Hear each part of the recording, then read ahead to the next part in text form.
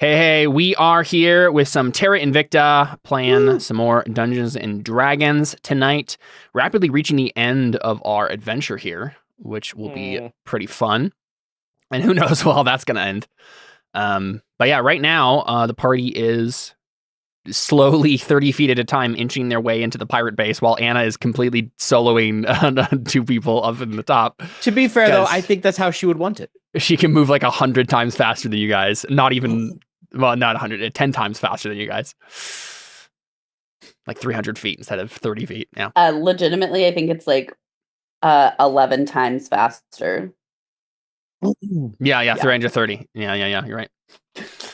Anyway, so that'll be fun. And we're kind of at the top of the round here. So, Jordan, are you going to blink or move your head at all? I don't know what you're talking about. So cool. that was pretty fun. Jordan's been sitting in that position for like 5 minutes now, 10 minutes now. It looks great, Jordan. I love it. Oh, it's gone. Oh, no, You're wrong one. Let me fix it. No, not that one. Black void of space. I think it's there we go.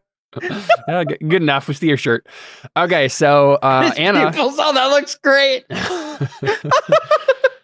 We are at the top of the round. Not the eyes. Caleb, is this what you wanted for your Christmas stream? Yeah. For sure. We're at the top of the round, which means Anna's gonna curb stomp a lady. Okay, did we end with her curb stomping her? Oh, you might be right. No, so how did that work? So we ended with Nestor's turn being like, hey, like, what are... Oh, no. Yeah, because you just punched her. My turn. Because then he was like... Yeah, we did just end. I think we ended your turn. Yeah. We kind of ignored turn order there for a second and had a little conversation between y'all. Yeah. I now understand the turn order is messed up for me on the box because I'm on a different screen than everyone else. Yes. So that is what has happened. So I was like, oh no, like it's on Nestor's turn, but it's just because I don't see the full turn order. Yes, I believe that's the case, yeah. My bad. Yeah, Nestor's like, oh no, don't do this. She's on our side. And I'm like, I don't care. I hate her. Yep. Cool. I'm excited to see how this is going to play out. But we'll go ahead and cut back over to the other mount to start off with. So we got our Dark Elf's turn. If I remember correctly, last time he didn't have a ranged weapon that could hit the illusory dragon that is hanging out over here, distracting the people. So Dark he was elf. just going More to like dork elf. He was just going to roll another investigation check to see if he could figure out what's going on. So we'll do that now. I think that succeeds, right? What's the DC on that? For you? Frick. Isn't it exactly 20? I think it is. Dang it. 19, it looks like. Or no, you have a 20. It's a 20 because you have a +1 somewhere, right? Yeah, I have a 20. So I'll say DC of 20. All right, cool. So on his turn, he figures it out. Like he can still move and stuff, but his action has been spent. Yeah, okay, so this is what happens. He's studying the thing, and he's like, wait a second. That's no dragon. And he says this in like Dark Elf language. That's a space station. Yeah. So we get subtitles for it. No one can understand it, really. Who's standing around him. And he's going to move. He's going to look around at that point, right? And then be like, excuse you, sir. Wait a second. Like to think that I probably understand it. Can you speak Undercommon? I can. Yeah, what do you think I am? No, I can't. Yeah, I don't think he's saying it loud enough that you can hear it, Bren. Yeah, no, I can't. Fair enough. But I do speak Undercommon. Yeah. So I think he looks around, see you guys. I mean, you guys aren't really, you're not hiding, you're not stealthing. It was just like the distraction was keeping everyone's attention focused on the dragon. Mm-hmm. So he can't do anything else this round, but he can move. And so he's going to move like to the side of the ship here and be like, what the heck? Like, what are you doing? What are those? He doesn't have a bonus action, if I remember correctly. Looking real quick. Yeah, it doesn't look like it. But, okay. He is pointing out to everyone what's happening. So that's his turn. Vren. What do you do? Well, unfortunately, I think where is he in relation to us? Right here. He's on the ship, 30 feet away from you. Oh, that's really close. Indeed.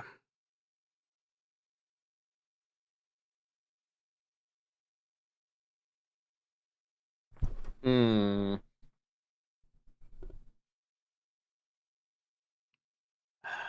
He seems to have obviously called the attention of those around him to you. Yeah, and that's a problem because there's a lot of them, and I'm pretty sure they have ranged weapons. We're all nearby.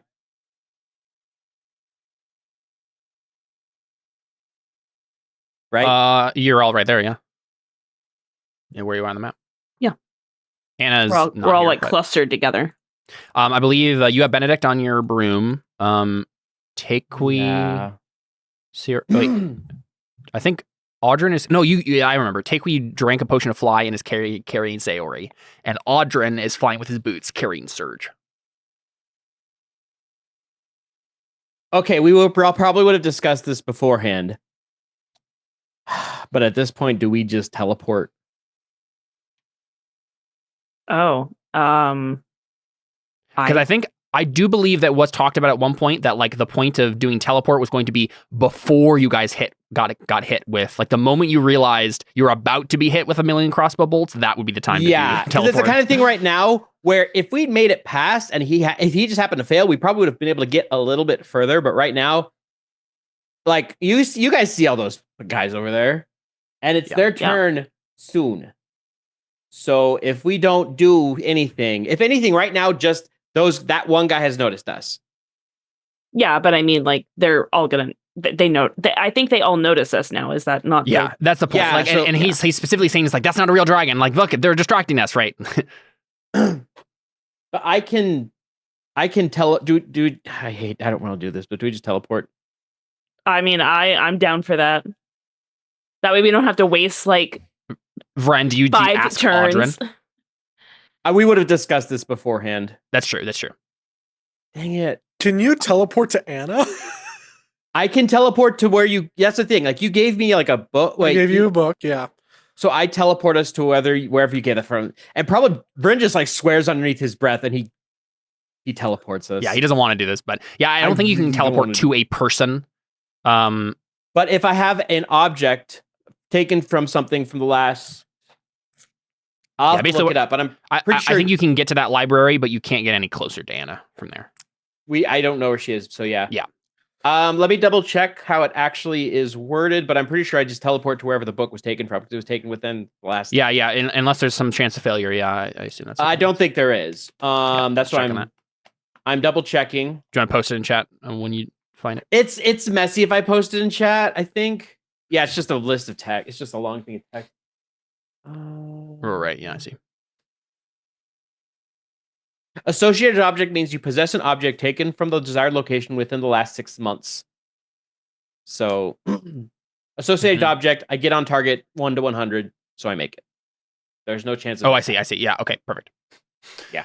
All right. Cool. Yeah, that seems like the smart option at this point. If it lasted longer, honestly, like, and this wouldn't really have mattered at this point. But what could have probably had happened there is you guys were like right here to start with or something. Before you get here, you guys could have just walked. Could have just ran on your own feet. You would have gone faster if you had done that. Well, we didn't know that. It's hard to tell where the stuff is.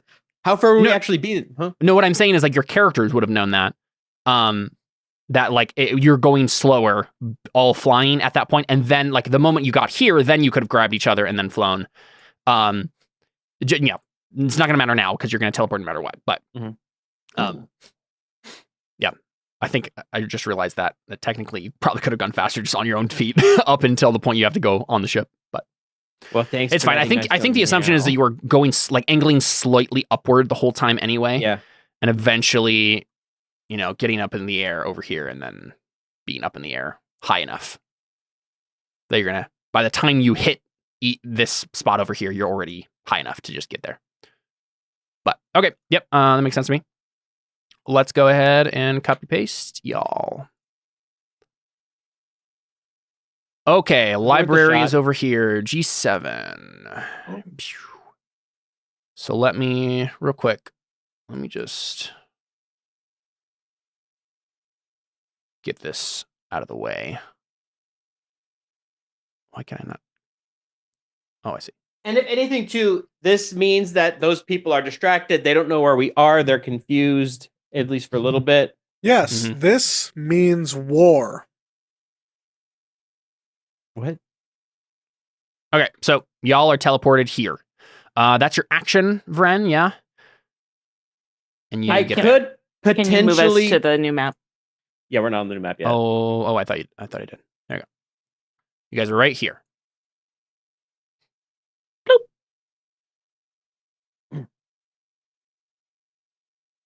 Vren probably still swearing beneath his breath. Oh, we need to like all add ourselves back in to the turn order. I can see it all. I'll just let you know.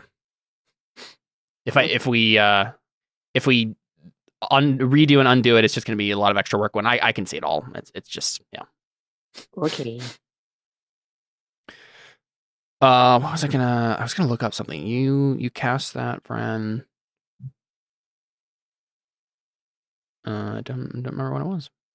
Oh, I remember. I was gonna find the dungeon descriptions and stuff, so I can let you guys know what was in this room again. Briefly. This long room is split into two sections. To the starboard, near the door, stands an oak bookcase. Its shelves heaped with tomes of all shapes and sizes. A large padded chair sits nearby. To port, an oversized bed is flanked by an ivory wash tub and an elegant writing desk. So yeah, you're in someone's chambers, and they have their little library in here and stuff. So wouldn't it be terrifying if somebody was in here and then just all in the of a sudden bathtub? Yeah. 6 people 8, but yeah. pop out? 1, 2, 3. Oh no, it's 6 now. Yeah. Yeah, cool. So Vren, you can technically still move if you would like to. I will. Do we know where we're going though? Well, yeah, I guess that was my question because my turn's next. Did Audrin describe Audrin knows. The I other thing probably is, would have created a basic map. Yeah, as long as Audrin knows, I don't mind. I think I'm gonna stay back because I squishy. I'll let That's the fair. barbarian go first. Fair enough. Yeah. Okay. Speaking of the barbarian, it's you, Takewee. It's me. Okay, so based on what Audrin told me, if I go out the door, because I'm dead set on like getting to the locked door. That's where I want to go. And I want to get there as fast as I can. So let's see. 1, 2, 3, 4, 5. Okay. And then what direction? I mean, obviously, I know I got to go left. But yeah, you're on G here. This ship is G, which will end up. So you're gonna want to go to C here, and then you will pop up over here at F. This little F right here. Okay, yeah, because I'm thinking I'm just going to spend my turn dashing. Yeah, from there you want to get down here to the bottom of this ship, and that will lead you this way to this ship. And once you reach this, I can't see anything. Hold on. Here, I'll ping. So from F here, you want to go here, and then from there you will arrive here, and then you want to get to here. Once you get there, hold on. Each time you ping, it like messes it up. Sorry, that's okay. So if I zoomed all the way out, I'll just ping regularly. Yeah. So once you get to C. You'll pop up over here at F on the deck of the ship. And then if you get to the bottom of the ship here, you will appear at the bottom of this ship because of the way this is oriented. You're coming from this rope ladder, basically. And then you want to get to this little red square on the deck of the ship, which will be another trapdoor down to the lower deck of this ship. And then you will pop out over here. Okay. So it's kind of a long ways off. And H4 is the locked room right here. Okay. All right. Yeah, well, so you have to navigate 2 ships, basically. All right. Well, but hey, in theory, most of the people are down below. So right. Okay. So I'm just gonna. So that was my movement right there. So I'm gonna use my action to dash. Another 1, 2, 3, 4, 5, 6, 7, 8. So I got to C. Do you have any movement left? That's it. Okay. So I think it would be 2 squares of movement to get up the ladder. Okay. We can assume. So basically, I'm at the ladder. Okay. You're at the ladder, and then next time you'll spend 2 squares of movement and then have whatever left to move on the deck. Sounds good. I don't think I have any bonus actions that I would like to take. I don't. Yep, makes sense. I don't. You're see not anything, raging 'cause I'm currently, not. Yeah, and I don't think I want to. Yeah, I mean, do I like look because I'm looking down the ladder, right, or am I going up? You're going down, up. right? You're in the below decks of a ship right now. So if I look up, you don't see anyone looking down at you. You hear some people like out somewhere like shouting and stuff, but like it doesn't seem close enough to be something to worry about yet. I guess you do hear. Yeah. Then can I just move back like 1 square so maybe like I'm not as visible? Like I'm not like directly below the ladder, but like just in case someone pops down and tries to shoot you or something. Yeah. Right. Yeah. Just a little bit more coverage. Makes sense. So okay. And then I think that's my turn. I because I don't want to rage yet. So yeah. Okay. Sounds good. Okay, now I got to figure out a couple of things because like I need to figure out like what the people below are doing, how easily they figure out where you went, right? I think that was one thing that Seth was commenting earlier. Is everybody discombobulated? Yeah, there's probably a bit of confusion. Maybe we say there's a full turn that passes for all of these people below before they're able to coordinate where to go. Because it wouldn't be too hard to like be like, no, we need to like they obviously went deeper into the base, right? They're after something in there. But to coordinate that and like everybody to stop chasing this dragon and whatever. But you move far enough away from it, like the dragon disappears, I assume, right? Yeah. So it's basically just, I think it makes sense. The 1 turn of discombobulation for everybody down here, and then they'll start moving in your direction, or at least up into the upper decks of things. Okay, so then we're back to at least Nestor, there's a lot of then. places up here, so there's a lot of there places are, yeah, exactly. They won't necessarily be able to find you right away. There'll be a lot of moving of people, but for now we don't have to worry about that. So it's Nestor's turn. Let's take a look and see what he would do. I think he probably would just attack you, maybe. I guess he has spells and stuff. Maybe he could. I mean, like, I would probably also say, like, if you guys are so against the Crimson Fleet, what are you doing here? Like, right. It sounded like last time you were just seeing red and hadn't said anything to him, but yeah. So we'll just see what he does to start with here. I think he has ways to restrain you. What does that mean? Restrained. Restrained just means like you can't move though, right? Or does it mean more? I think. I always forget which one it is. I can't remember restrained versus grappled. Let's see. Restrained. Yeah, that's what he wants us to do because that's he has advantage, you have disadvantage, all that stuff. Okay, I think he is going to, as a bonus action, cast Ensnaring Strike.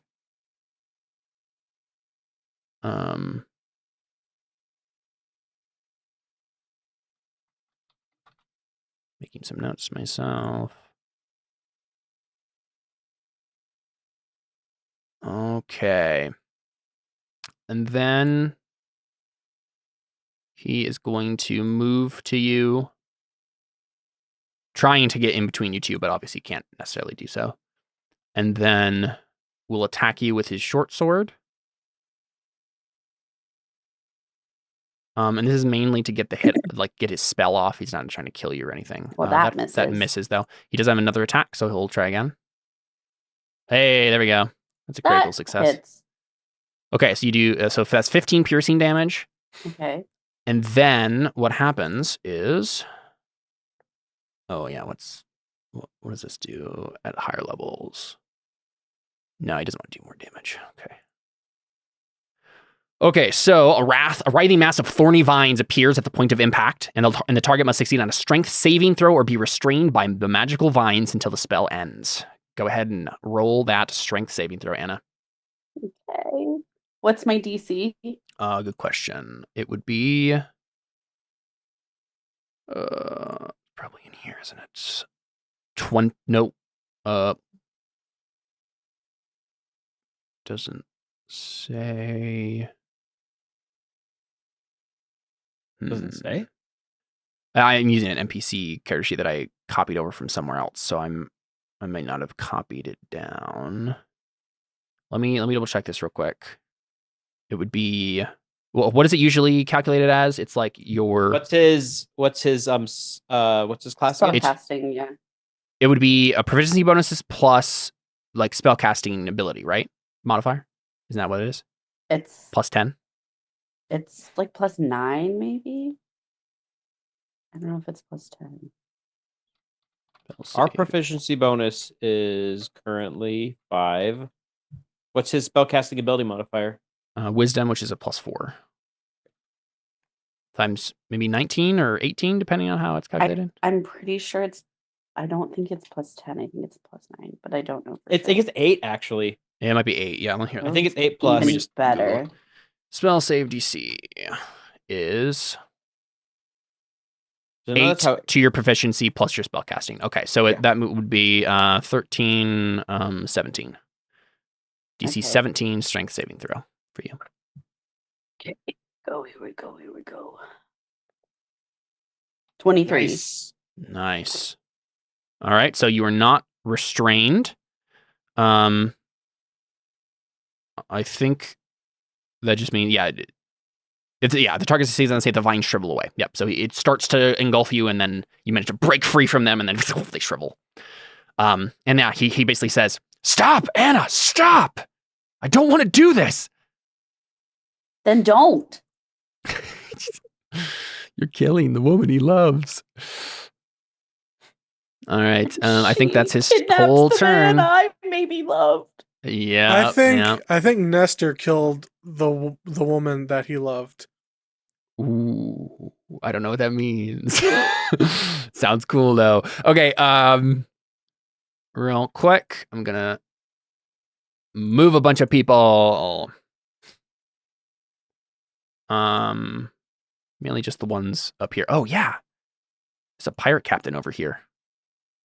Phew. He's gonna come check out what's going on. I think this is the woman that was talking to that one earlier. If I remember correctly. I think she moved up to this cannon. I was using like some random stat block for them earlier. I did finally get an actual stat block for them. Here's the random token I found. Just because they're like demon pirates, basically, but they don't really look exactly like that. Just a fun token I found. That literally looks like how Jordan looked earlier. Yeah, it does. I didn't realize I was muted. That's what I said. That's that funny. looks like Jordan. Yeah. Let's see, how far can they actually get? 40. So they basically look like half fiends, right? So they have like wings, and they look like demonic-ish humans. And kind of heads over here to check out what's going on. I think just spends her whole turn moving towards you, Anna. Just like that, Jordan. You're correct. Now, Jordan, let me know real quick. Did you happen to do it for all 3 cannons? You did it successfully on all 3 of them, right? How much do we remember how much damage you did? Because I just remembered I changed the tokens out. And I might not have carried over the damage. It was a lot. I feel like. I'll look. I think it was up here. I think somebody got like 50 something. Here we go. Somebody got 43, 20 25, 58. I think they all saved on it though, so they only got half. One of them did not. One of them did not save. I think Yeah. the one who First- got 40 something did not save. I think the first one Okay. did not save. Yeah. Noted. So that would mean 43 on this guy. This would be 12 on that one, and then this one here would get half of 58. Which I don't remember off the top of my head what it would be. So 29. 29? Yeah. All right, cool. Now that's accurate. I don't think she can do anything else but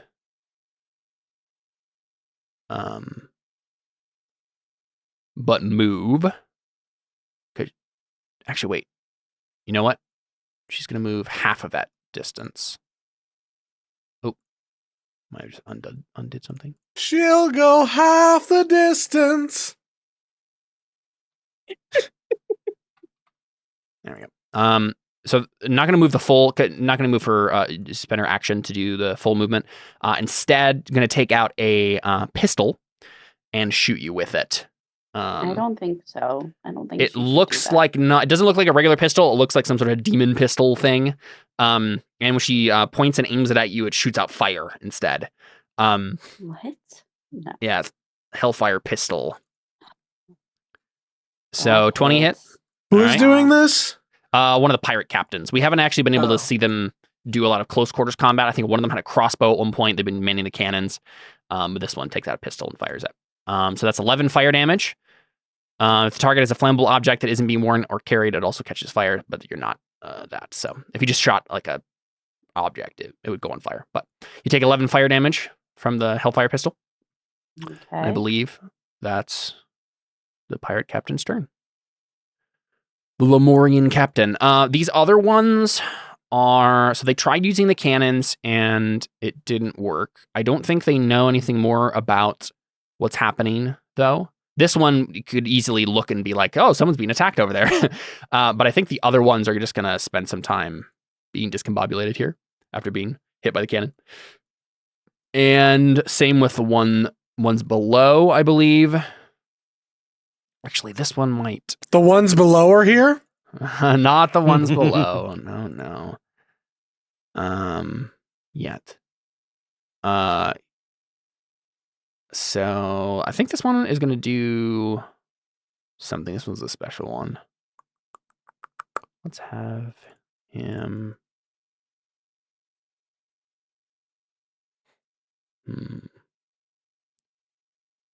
Yeah. Oh, wait. Oh, I remember now. I had him moving down.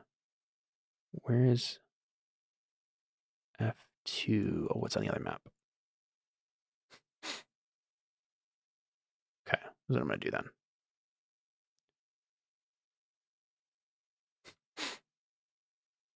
Gonna have this guy move. Like that. All right, cool. Some other stuff is happening behind the scenes. Audrin, what do you do, buddy? And I ran approximately 90 feet. Go ahead. Yeah, so you want to get to C over here. Trapdoor that will lead you to the top I of the deck. always long for the sea.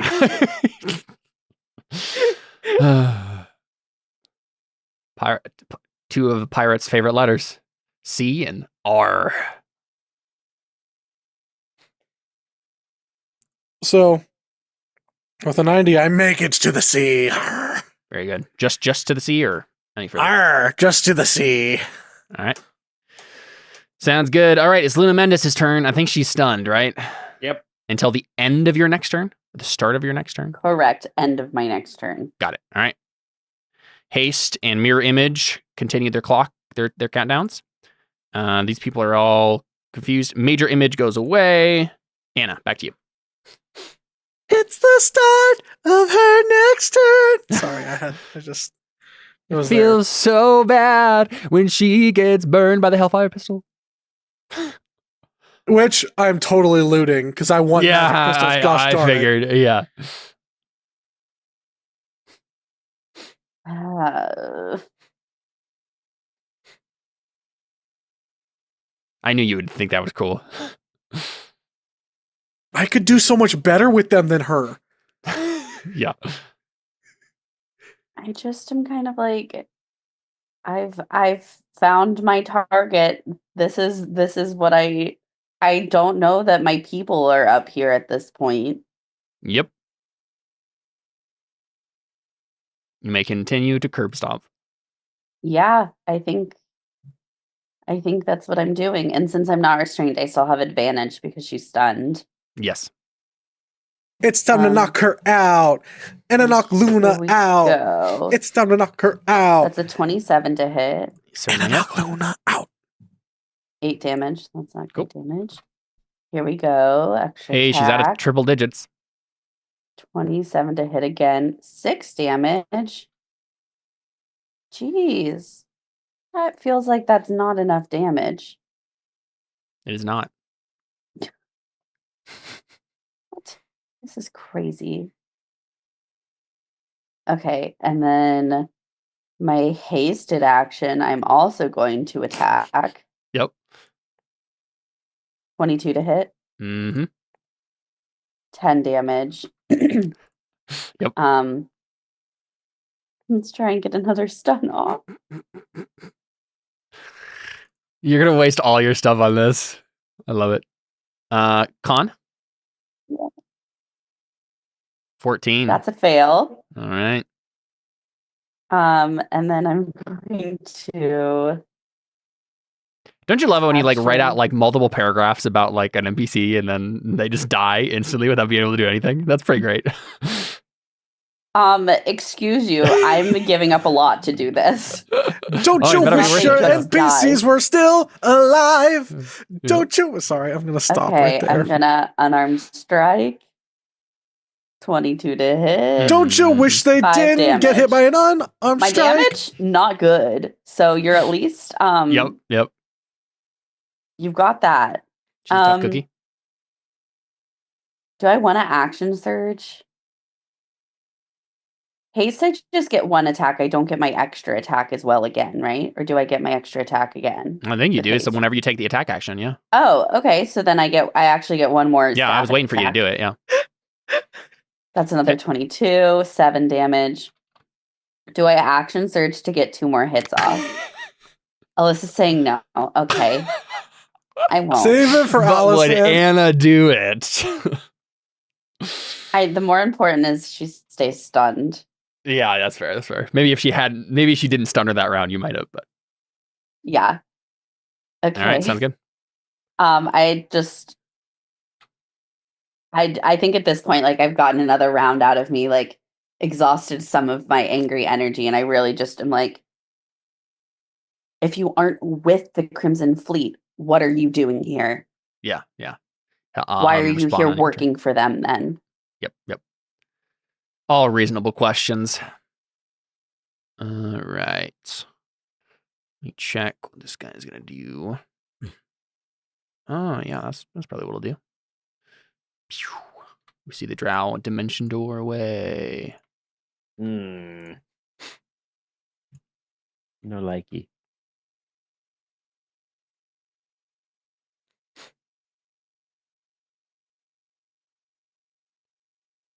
All right. Vren, go ahead. I will follow Takui and them. I assume Benedict got off the broom. Actually, wait, did he take his turn? I was about to say, Sayori, Surge, and Benedict didn't take a turn. Yeah. Then But- Oh, I never rolled for them because they were just like on your backs. I'll do that now. And if any of them get higher than Vren here, I'll just have them go. Okay, Benedict got a 7. Well, then shouldn't they have gone? yeah, it should have gone before me. That's what I'm saying. If they get Oh, they'll move twice. Okay. Yeah. yeah, I'll figure out whatever the turns they needed to make in between then and now. 11 for Sayori. It's only gonna be moving, so. And Surge. Wow, very low. So just one movement for all of them, basically. Yeah. One turn they got before this. So let's see. I think all of them. Well, Benedict I know just has 30 feet, right? Let me check. He's a monk, so I might be wrong. But he only has 1 level monk. Yep. Okay. So he will move 60 and be right there. Sayori, I assume, has like 40. Let me check. She has 45. Because she's like a 20th level monk. Let's see. She would have gone after you, Takui. I think she's going to stay behind you, Takui. She's not going to get ahead of you for any reason, really. Then we will have Surges clambering on behind everybody. All right, go ahead, Vren. Okay. I would just move 50 feet since I'm on my broom to catch up with everyone else. Yep. And there's no people around. Doesn't seem like it. Yeah, you don't Okay, come yeah. across anyone. I'll move. How far are? Let's see. Actually, I just put myself 1, 2.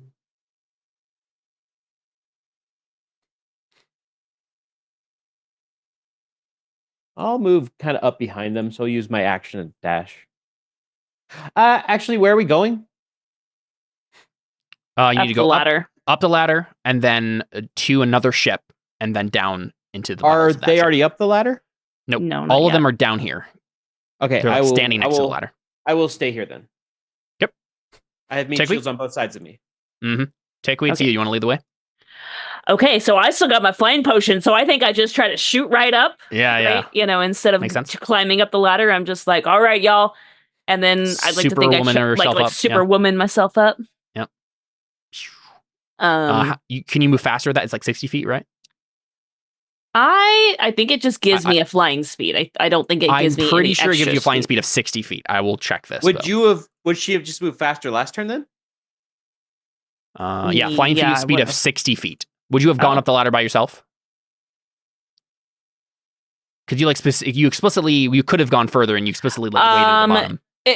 I don't think I would have. If I would have done anything different, it would have been like fly up and then like be on the ceiling. So that way I'm kind of concealed, if that makes sense.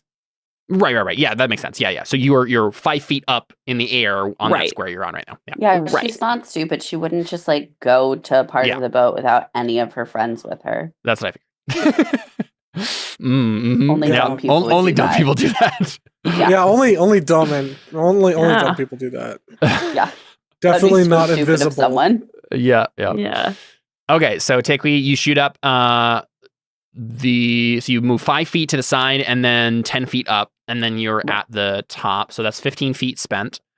And then you would be, I'll move you over here in a second. I can zoom out. You end up right here. Okay.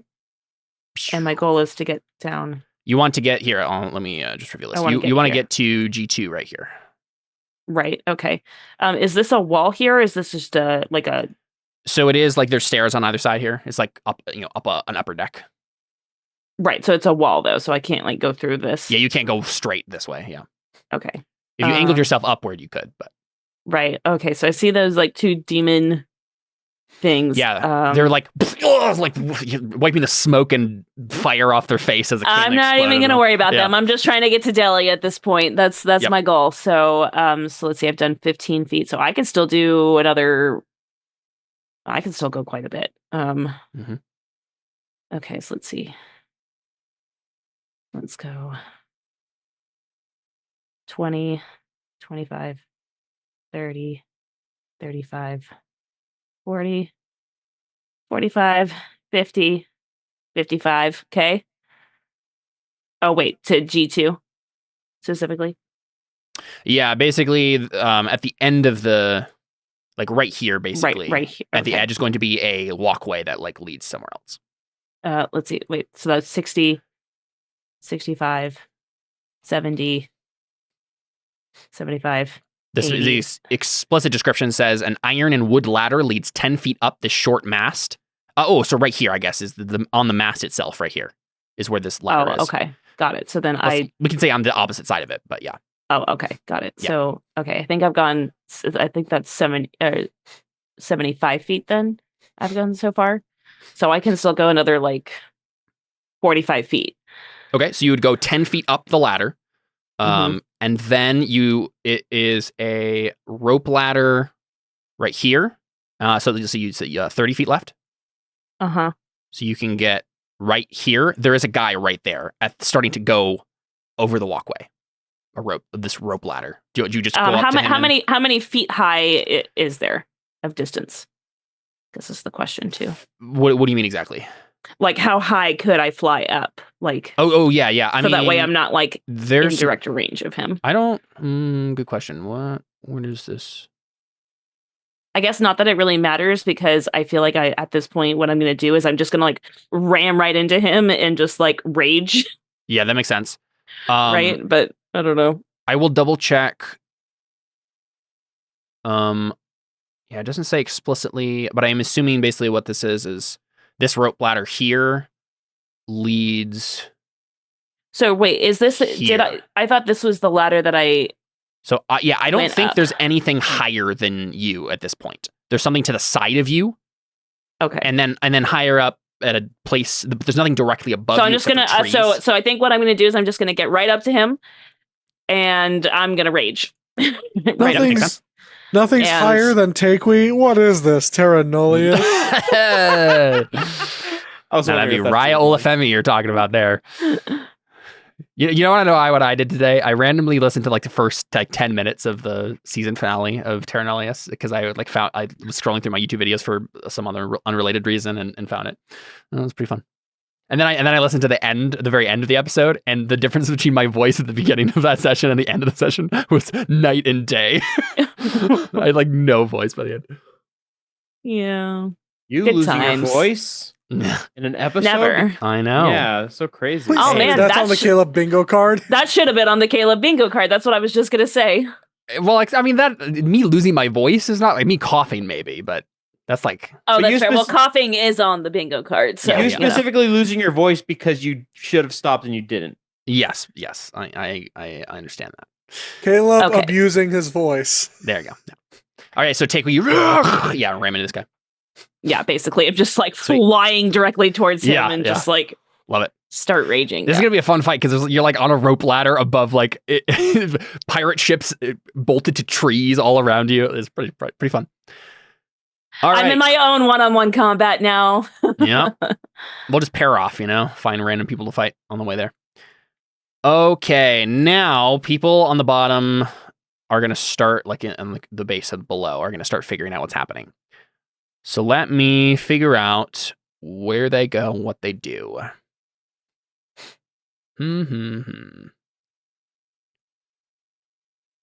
So this is all happening off screen, so you're not seeing any of it, which is why I haven't changed the map.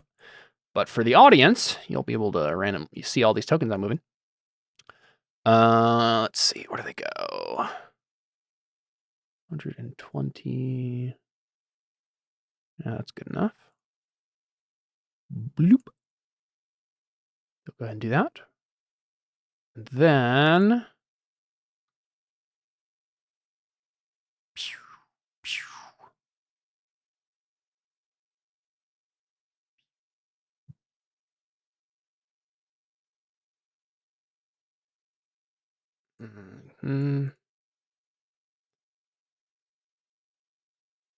okay.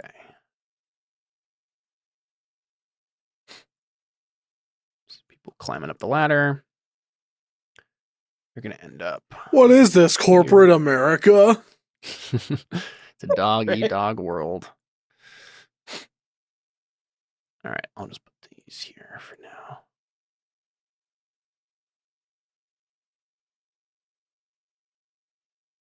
Should probably be in the jam layer, but oh well. Okay. Nestor's turn. I honestly think he might just try the same thing. I'll guess the first thing he says is like, you asked him like, why are you working with the Crimson Fleet? And he says, let me make sure I'm gonna check my notes real quick to make sure I'm getting the story right. Here, what he believes about the situation.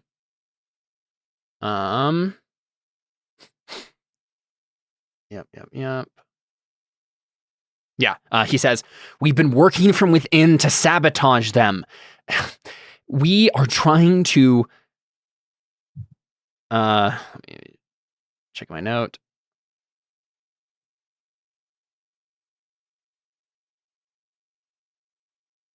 Wait. Yeah, okay. We're trying to sabotage them. You don't understand. The Crimson Fleet destroyed our homes.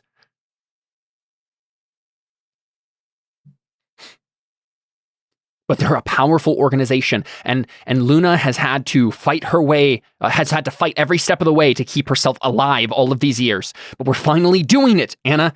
You're going to kill her for that? And then he'll go ahead. I'm going to kill her for brainwashing you.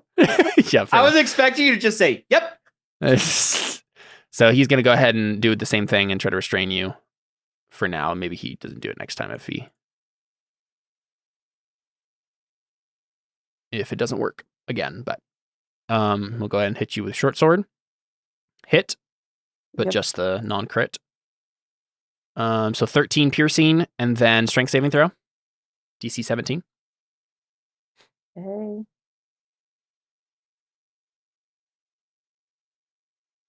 Nope. All right. So you're restrained. And then Which means that's just the you can't people have move. advantage against me. He has advantage. You have disadvantage.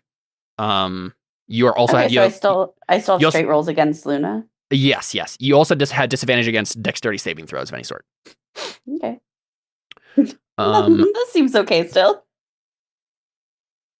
Let me go ahead and figure out if he's going to do something different now that he has you ensnared.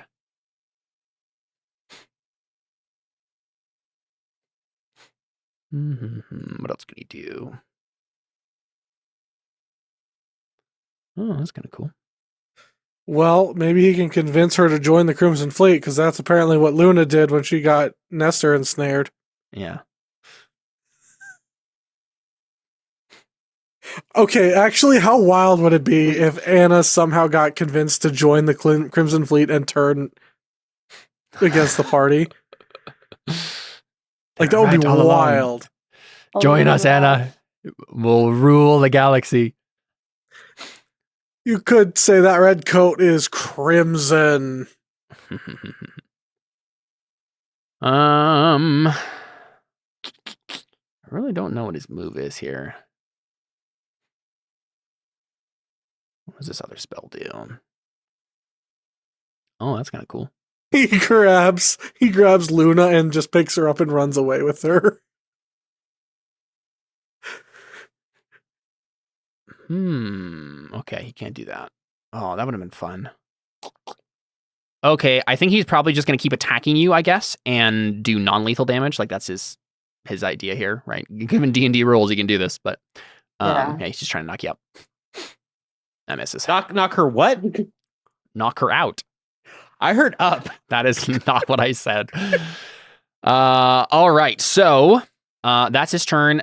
So Alyssa, you may have thought that you were fighting a pirate captain, and this token would indeed lead you to believe that that is what you're fighting. But in reality, one of these pirate captains has secretly been a demon this whole time. Fine with me. Bring it on. Yeah, and I figured it would be fine with you. But let me make sure I know what his exact tactics are here. One of these pirates is not like the other. One of these pirates does not belong on this plane. Exactly. Where is this guy? Yeah, here we go.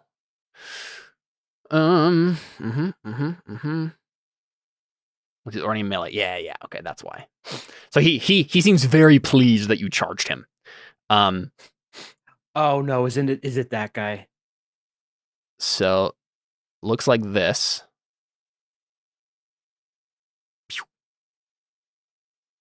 So there you go. It turns into this. It's called an Orlath.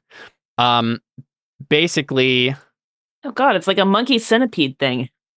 Yeah, I think it's supposed to be like snake-ish sort of stuff. Let me check. Oh, there we go. Ugh. Let me check if I can find a description here. Yeah, horrific serpentine demon that shares two humanoid like monkey bodies, baboon bodies, atop a single coiling body. Each torso weaves a set of 6 humanoid arms, all clutching cruel scimitars. The monster's 2 baboon-like heads glower menacingly, their eyes beady and bright with hate. So basically, it's one demon that has 2 like bodies coiling out of the snake mass below it, and he has a lot of attacks. Good thing you raged. Here's the Orlath there. Okay, so I'm gonna laugh if it misses every hit. 1, 2, 3, 4. Oh, sorry. I did this all in the GM layer. I'll just do it again. I didn't really look at him.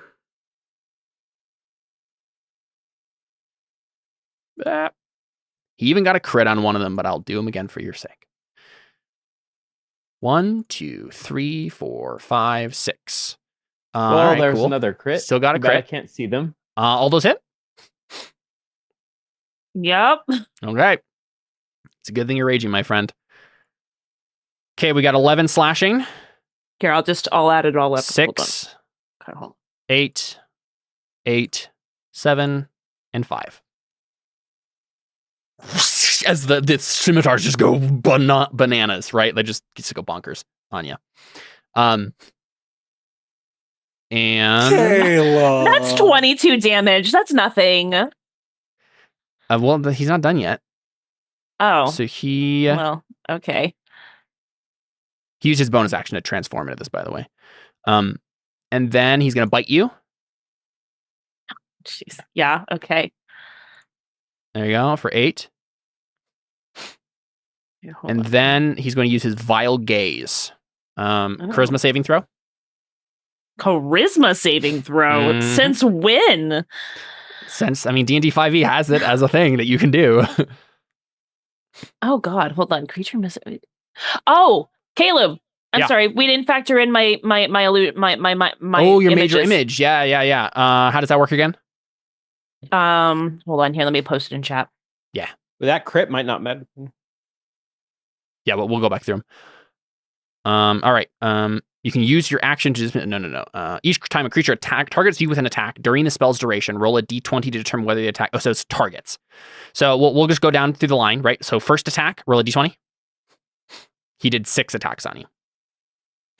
1, 20. Okay. So yep, I missed hits that. the duplicate. That crit doesn't happen. Okay, so that was 5 damage back. Yeah. Okay. Mm-hmm. Okay. And then go ahead and do it again for the second attack. You need to get an 8 or higher. Okay. Okay, so that second attack is gone. How much is that? I believe that was 6. Okay, so 3 back. Okay. And then one more time with that third attack.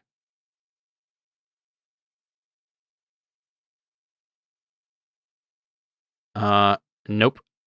Because it's 11 or higher. Okay, in that but then one. I have to roll again though to see if it hits. Yes, and then the fourth attack.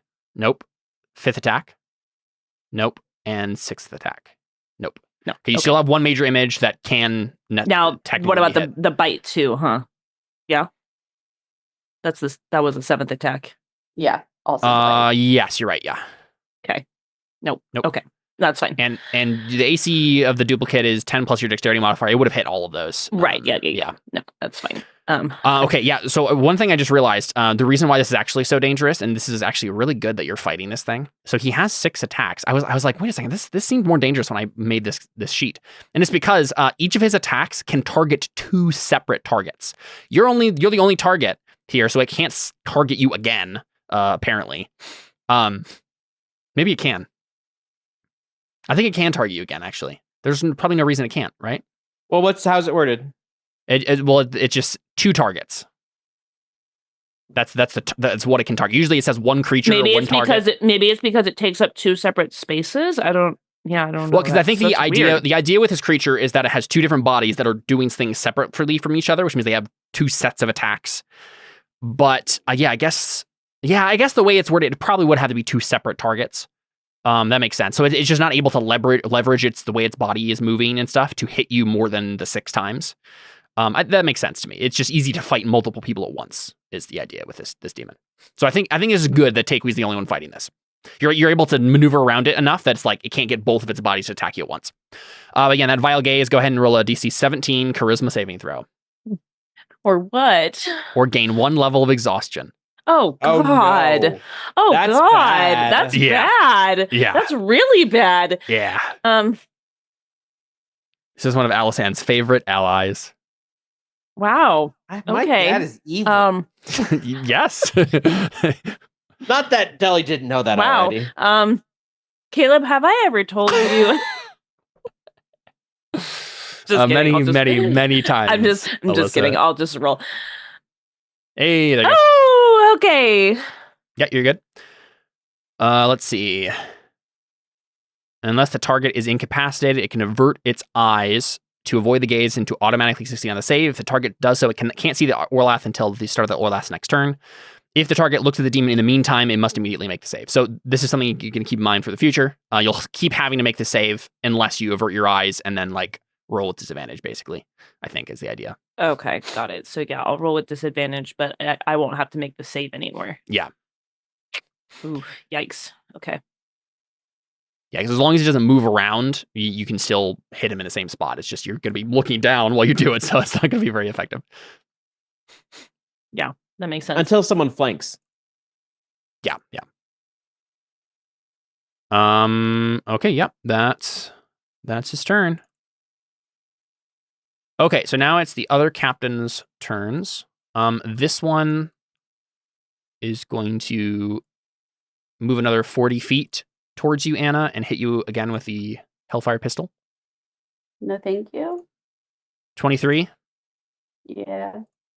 19 fire damage. Oh, goodness. Hit by flaming Hellfire bullets. Okay. Okay. And then these captains are going to start making their way towards other parts of the ship.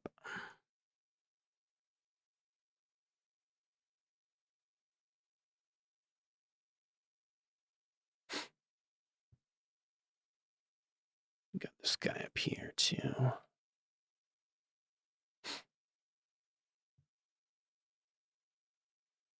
Yep, 55.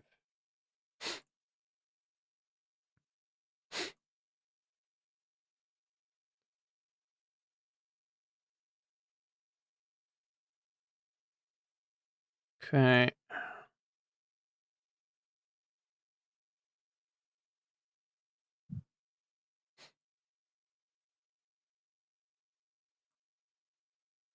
All right, that's it.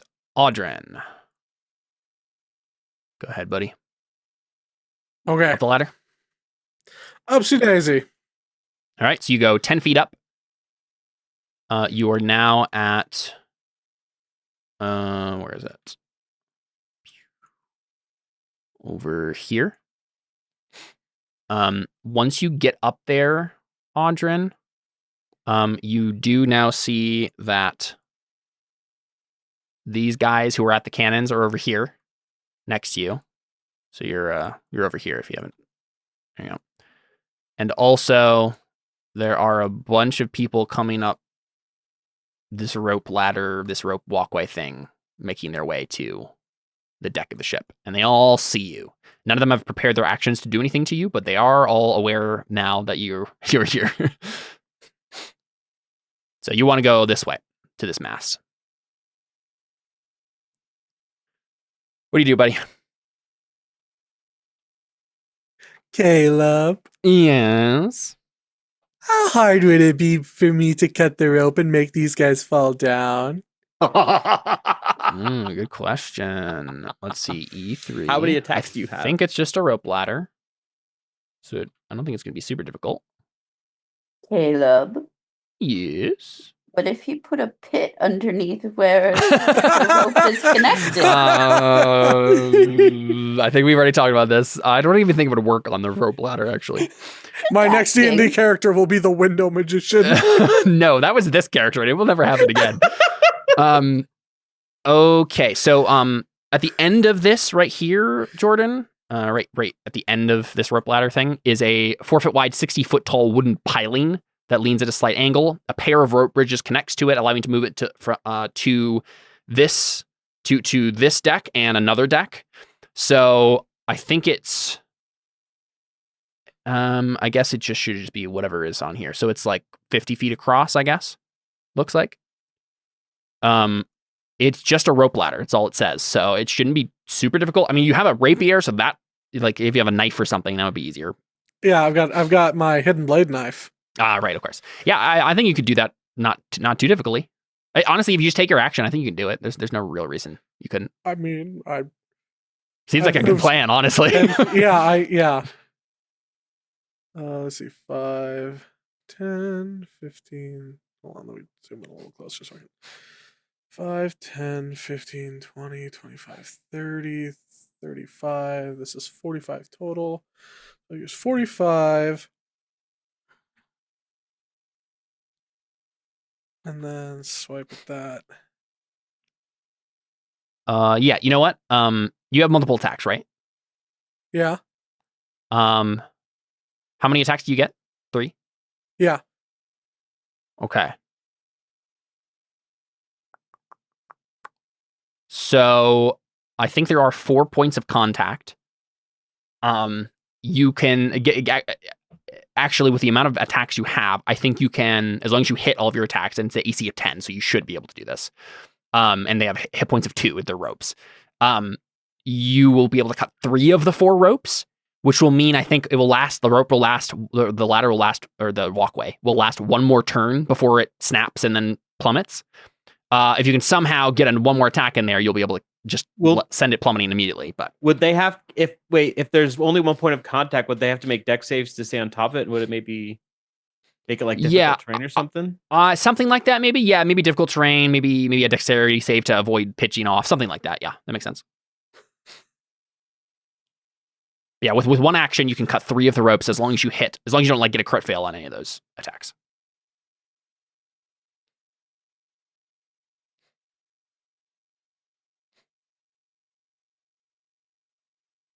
So yeah, what are you thinking?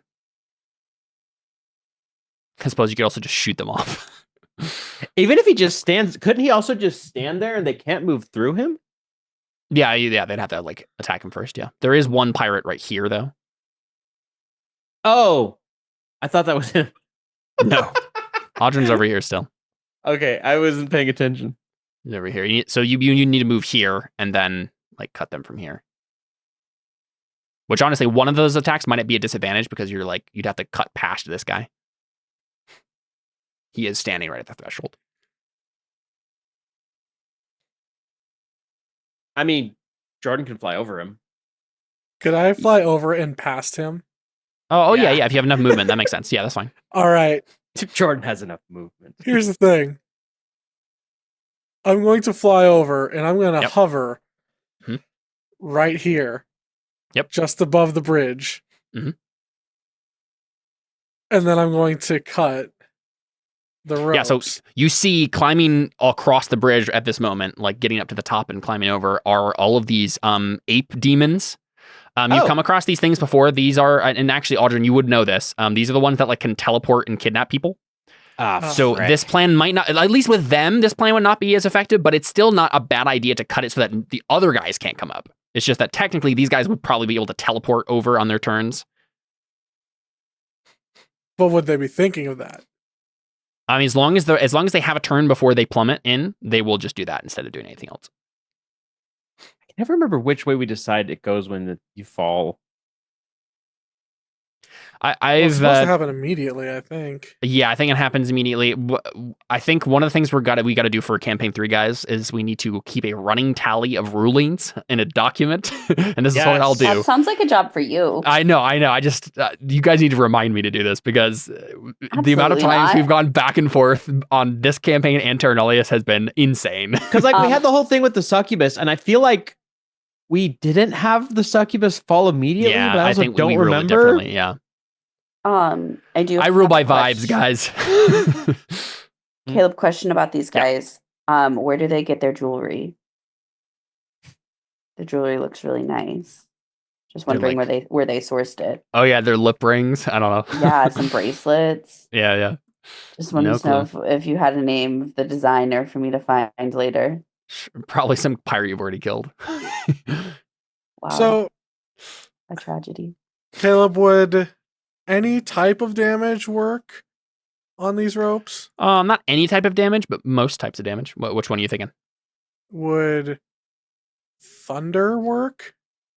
I think thunder would be maybe one of the ones that wouldn't work.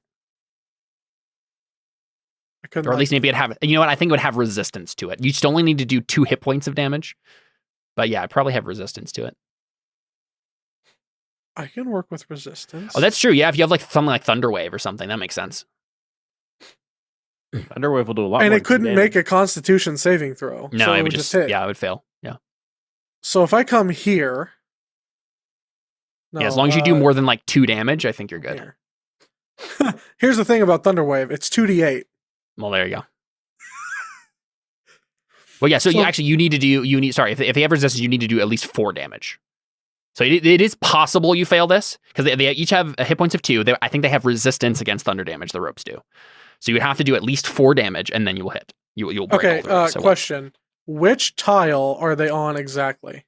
The ropes? The ropes. All of them. Like it's a rope walkway. You just need to break it at some point, and it will fall. So like this and like here and here, like this like line here. Yep. Would work. Okay. Yep. Then I'm actually going to go right in front of this guy and do Thunderwave on him too. Yeah. Push him onto it so he falls. Yeah. Oh, that's true. Hey, he does have wings though, as a note. Oh. Okay, but you know what? I want to make him use them. I want to see those enough. wings. Fair enough. Show me what Call you're me made the of. Red Bull. All right, sounds good. Yeah, that makes sense. Thunderwave. Go ahead. Cool. And then I'll Thunderwave, and I can click the thing to make Good. the thing. Come on, load, please. Please load. Arise, bird car. He succeeds on the save, Bird car, arise. so it isn't pushed and only takes half the damage. But go ahead and roll 2d8.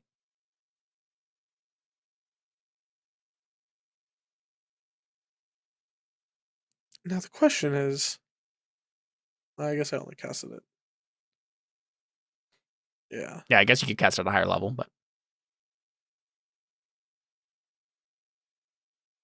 you'd have to cast it at 4th level to guarantee a hit on the rope. Yeah. But it's I'm not worried. unlikely you'll fail this.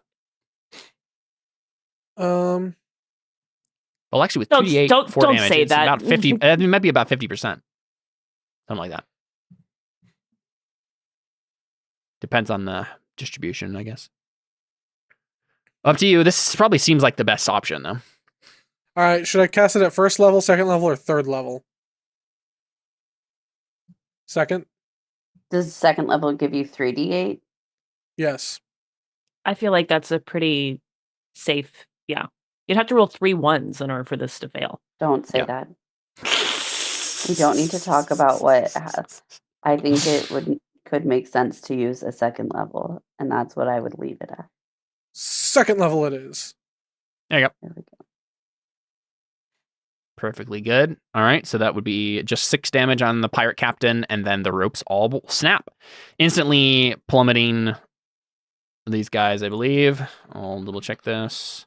Bye, monkey. They fall. Let's see.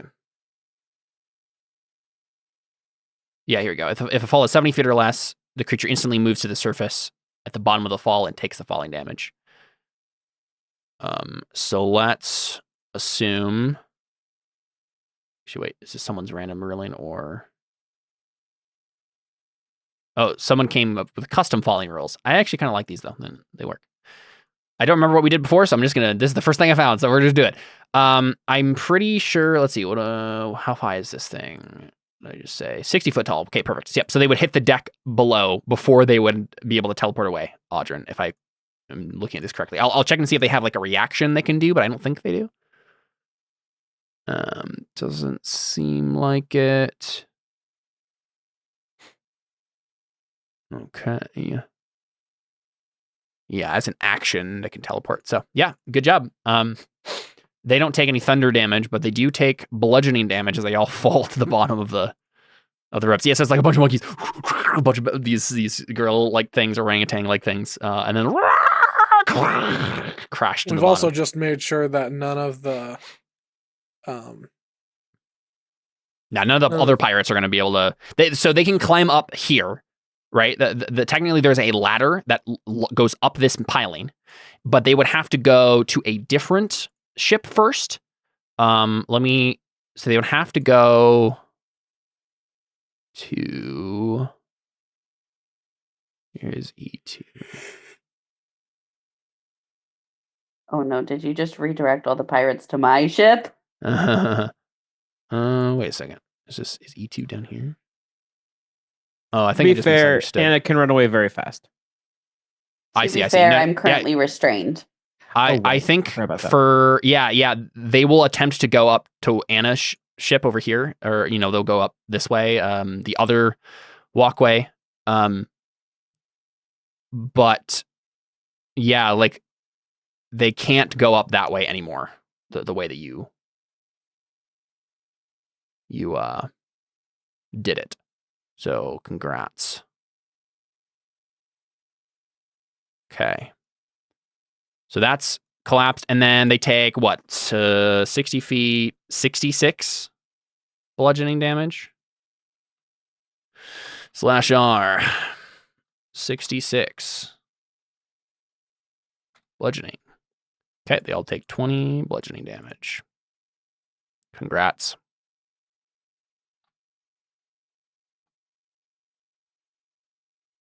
I mean, you did like 100, and you did 112 damage with that one move there, Jordan.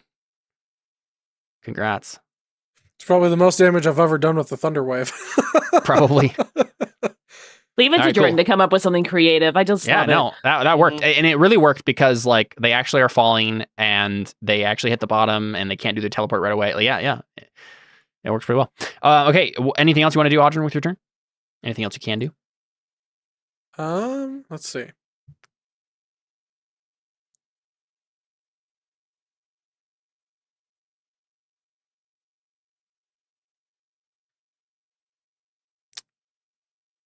For me to have moved as much as I did, I needed to...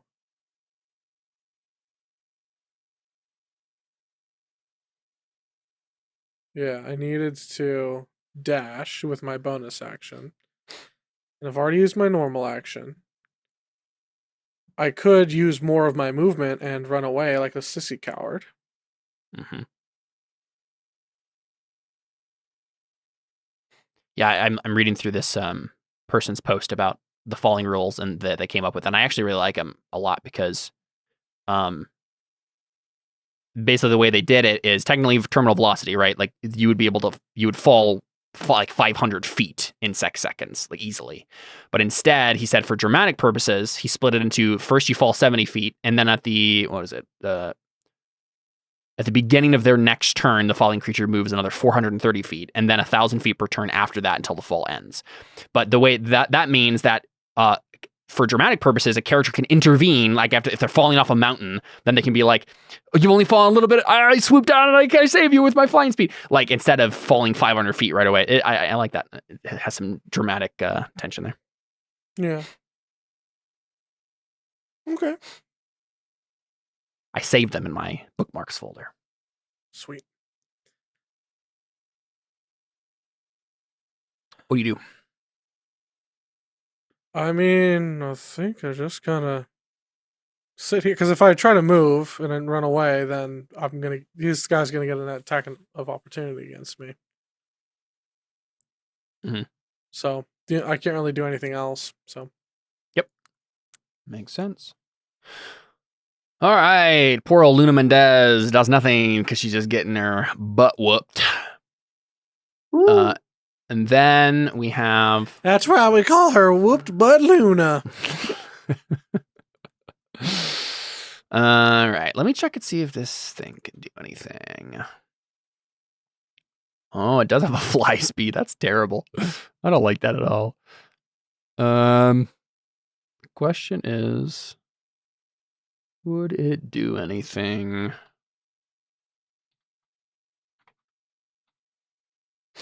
Mm-hmm.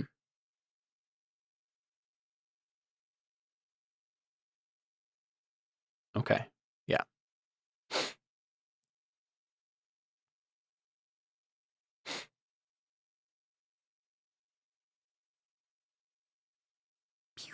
Slowly moving tokens. All right, now it's the thugs' turns. The pirate mooks. They're gonna all have to move here. So they can get. All right, you know what? I'm just gonna move one of them and assume all of these other ones are roughly where that guy is. This is gonna take forever otherwise. Move them as a group here.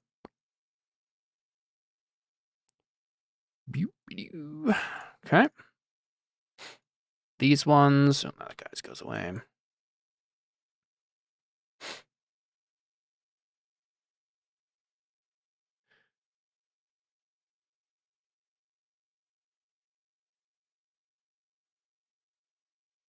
It's kind of annoying, but whatever. Okay. All right, back to you, Anna. Moving pirates. Okay. I mean, I guess I'm just gonna attack Luna, but just a straight roll. Mm-hmm. That's a Oof. crit. Yep. 9 damage. This damage is so bad. Okay. Another attack. Oh, that's a That's a crit crit the fail. other direction. All right. It's fine. A 19 to hit. 19 does indeed hit. 10 damage. And then 13 probably misses.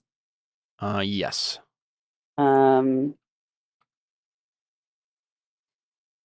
Then I'm gonna do an unarmed strike. 12 misses. Mm-hmm. And I think I just look at Nestor and go, so you're not working with the Crimson Fleet, and yet you're gonna let me be attacked by this Crimson Fleet captain? Gosh. If you had like an action, I'd say you could make it like a persuasion test or something to like convince him to stand down and help you. But honestly, like you're beating, you're straight up killing his friend in front of him, like with absolutely no remorse. You have not stopped once, and he's begged you to stop. So I don't think he's. Yeah, I fine. think you. Yep. He's committed to destroying you now, or at least knocking you out. Yeah, I'm just interested what he's gonna do when if the Crimson Fleet captain is the one who's the one downing me. Yep. Suppose we'll have to find out. All right. Oh, also Luna is no longer stunned.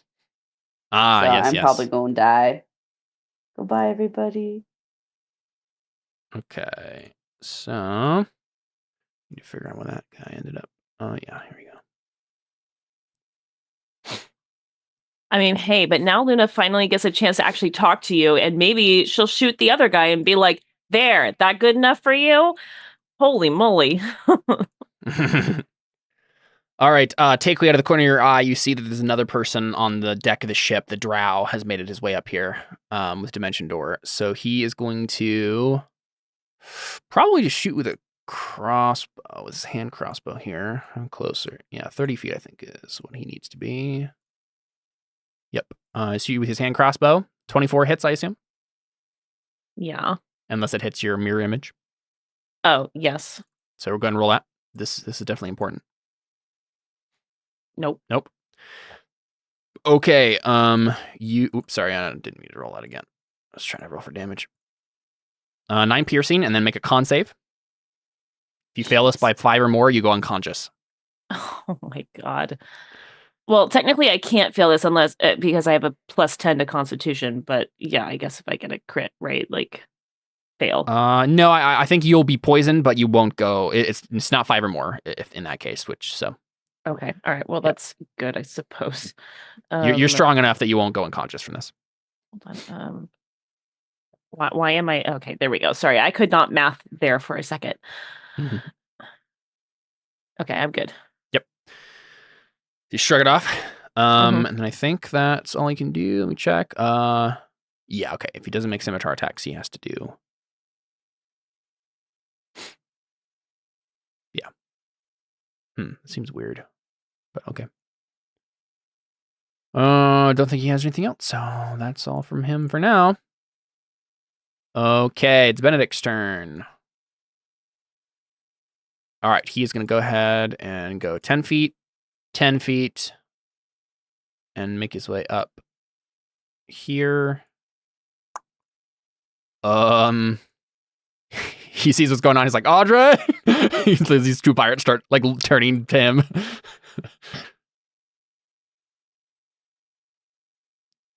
He's like, what do I do? Like, am I going to you? Like, where?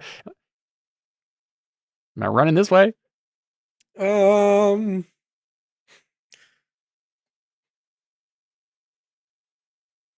Because you're fine. You can fly, but he can't. yeah. So what is the way up? This mast over here. It's like a ladder on it. He can only So- move another 40 feet on his turn. So I guess you'd have to go 15. He can make it here. There you go. Is that what you tell him to do? Yeah, I tell him that way, up the mast. Yeah, so he just like runs over there. All right, cool. That's his turn. Sayori is going to follow. Wait, Jordan, you used Thunderwave, right? Did the one guy get pushed? Oh, okay, I missed that. Didn't I? Okay. No, you succeeded on it. Wait, did we? Were their turns before mine? Okay. Yeah, because we're at the end of the turn, not at the, yeah. Okay, because I thought for some reason that. Oh, wait. Oh, sorry. This is all messed up. I was wondering. I'm like, I thought my turn was before theirs. Yeah. I never sorted it. Let me take their turns first, and then we'll resort it. Just so I don't get too confused. Okay, so 10, 10, 20. Another 25, and then another 45. So Sayori runs past Benedict. Hurry up, Slowpoke. And then gets to the ladder there. And then Surge. Oh, so many boats. Okay. 25. No, he doesn't need to go that far. No, that's still not right. 30, and then 5, 15.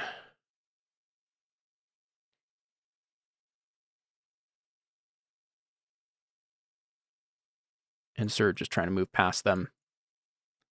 Okay, so now we got into you real quick. Let me do this. There we go. And remind me to skip. We're gonna skip. No, because they would have gone. Yeah, I think we're correct now because I think they didn't. The go only last way, turn. yeah, the only way I added them there was because I rolled for their initiative after we'd already passed their turn and wanted to make sure we caught up with their turn. So I think if we go from the here now, it should be accurate. Yes. Go ahead, Ren. Okay, so I'm a little confused. Maybe I missed something, but Benedict went up and he came out one way, but then Takeweek went up and she came out a different way on a different. No, she just moved way faster. So she got up here and already moved here, and then started here, like came. Okay, to it's because I had the bigger, like the bigger potion. flying speed. So do I have 50 feet of movement, 50 feet of flying speed. How far would I get? Well, it takes just one movement. Yeah, one movement. We got 15, 25 up the ladder. And then from there, you could do, if you just go straight, well, you probably wouldn't want to go straight. You couldn't angle up far enough. Let's say, yeah, you do another 25. You could get to there and move another 10 feet up the ladder, basically. You're like 10 feet. Like right here then? Right behind Tigui? You're right behind Sayori. You're not up yet. It's okay. You'd be going up. Yeah. Can I see anything yet? Let me double check what this ladder is like first. 10 feet up to a crow. Okay. So you are actually all the way up to where Takui is, basically. So you've passed by some pirates over here. And then would basically be right here at the end of this. Can I see these two? You can see all of them, yeah. Okay, I'm going to quicken out a spell then. The question is, which spell? I'm running low on spells. I can't do Starfall. I'm out of Starfalls. Yeah. Y'all are out a lot. Quicken is I don't two know what you're sorcery talking about. I points. feel fine. I'm gonna quicken a. I forget. Do we know how demon? I need to write this down. I just keep forgetting. Demons and cold damage. Usually, typically can be resistant to cold. Yeah. Depends on the demon, though. Well, I can change it. I'm just trying to remember. I think some of them Only do one have sorcery immunity point? to it, Okay. too. I'm going to quicken a firebolt, but I'm going to change it to which kind of damage do I want to change it to? What Radiant. Radiant. I don't think I can. I can do acid, cold, fire, lightning, poison, or thunder. I think thunder. Thunder's pretty safe. I think thunder's safe. Yeah, Okay, lightning usually they're resistant to. I'll just do a firebolt with thunder damage. Yep. 17 On hit. which? The The demon, this right? dude, demon right here. A 17 hits. Oh, cool. Yep. Oh, 16 thunder damage. Nice. All right, cool. He gets rocked. Like a hurricane. Sure. Yeah. Anything else you want to do, Vren? Or is that it? I used my action, my movement, and my Right. bonus action, so Yep, I'm okay. tapped out. All right, back to you, Takewee. Awesome. Get smash this fool. Well, so I'm just debating. So I feel like I should avert my gaze and take disadvantage because getting one level of exhaustion, the risk of getting a level of exhaustion is just not worth it because then I'm going to be at disadvantage anyways. So Do you I want a might reckless as well. attack? Well, that's what I'm debating. It's like because then it makes it at least a straight roll for me, but then he has advantage on all then all He attacks. does get a lot of have- attacks. Yeah. right, the range for the- but it's like he has a +9, so it's like the likelihood of him hitting me anyways is already really high. So I don't know. What is the range for that gaze? You're in it. 30 Dang feet. it. Yeah, if you avert your eyes, he'll just do it at Vren. Oh, like you have to choose who he's doing it Well, at? he does it at a person. He as Oh. part of his action or as a separate action, if he doesn't do multi-attack, he can do Vile Gaze. And who is it? What is it? What kind of And- save and- is it? Basically what it says, here, I'll find it again. Yeah, but I still feel like I just should avert my gaze and just say like, Yeah, makes Brian, sense. don't look at it. So it says the Orlath focuses its gaze on one creature within 30 feet. The creature must succeed on a DC 17 charisma saving throw or gain one level of exhaustion. Unless the target is incapacitated, it can avert its eyes to avoid the gaze and to automatically succeed on the save. If the target does so, it can't see the Oh, I see. This is a reaction thing. You don't have to do it now. You do it. Oh. You do it as he's doing it, right? You basically, you can choose when he does this on you to avert your gaze and to automatically succeed on the save. If you do so, you can't see the Orlath until the start of its next turn. If the target I looks at the see. demon in the meantime between those 2 points, then you must immediately make the save. I will see. say- Okay, so I have to make the decision. It would be your when next he's doing turn it. Right. That would be okay, in I gotcha. jeopardy. Yep. I will say Okay. I have So a pretty got good charisma save if you want to do that, and I have the ability to re-roll it. So avert your gaze potentially. So and- here's the thing. So I might as well You don't need to not do it now. avert my Yep. gaze. I don't need to Basically, do it now. Right. you haven't. You making the save. Right. You making the save before freed you up to attack him without any penalty this time. Right. Okay, got it. Okay, Yep. then let's just go for it. Cool. Let's just do it. Okay, Dust Crusher, go. Nice. Okay. Now 30. he is a demon, I'm assuming. Yep. Yes. Okay, perfect. Then He's I a get fiend. the demon. I get the demon damage. No, I had a cool transformation sequence that, and then I was trying to fool you the whole time into being like, he's not actually a demon. He's actually He's not a fae for some reason. Okay. for some reason. Okay. And then 14. One more. Yep. Hit. Okay. 17. And 17. damage. That's Nice. better. Yep. Some solid hits. Yeah. And I don't think I'm going to use my. I only have like one more bardic left, so I think I'm going to hold on to that. Cool. Yeah, that's my turn. Sweet. That's my turn, y'all. Okay. The ape demons, who are now 60 feet at the bottom here, are going to run away crying. Their mommies. they're going to go ahead and use their movement to climb up the thing again. 40 feet. How can they do this?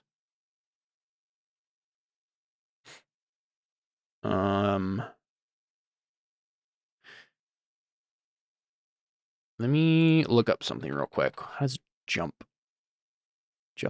work? When you make a jump, you cover a number of feet up to your blah, blah, blah, blah. I have Does a it take jump an action? calculator. The thing I'm wondering is, like, does it take an action to jump? Like, what part of... No, it's your movement. It's part of your movement? Like, it... Mhm. But here's what I'm wondering, like...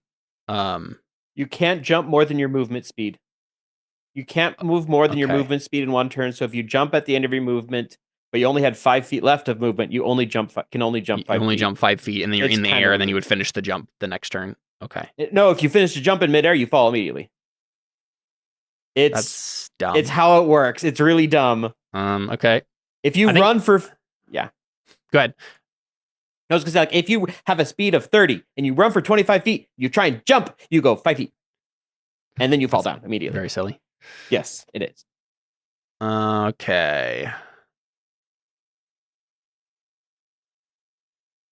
I see what it's saying. Okay. I was 60 feet up. I think what they're gonna do is just spend their whole turn to clamber back up, and they're all gonna be like at the top of this piling, like around it like this, hanging on. And then on their next turn, they're either gonna jump over or they're gonna teleport over and get up over anyway. But yeah, they climb back up the piling. And that's their turn. All right, back to Nestor.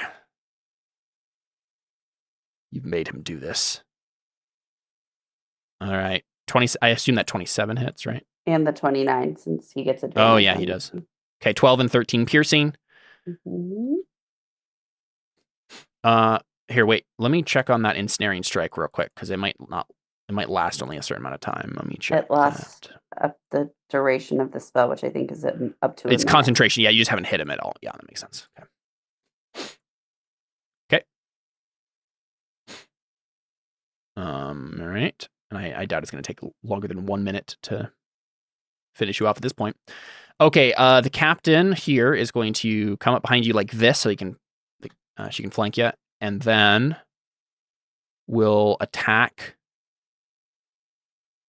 Oh, it could have been. She could have been attacking multiple times with her Hellfire pistol. Oh well. It's fine. So actually, when she gets here, she'll attack you with her barbed whip first. Mm-hmm. 13 slashing. Make a con save.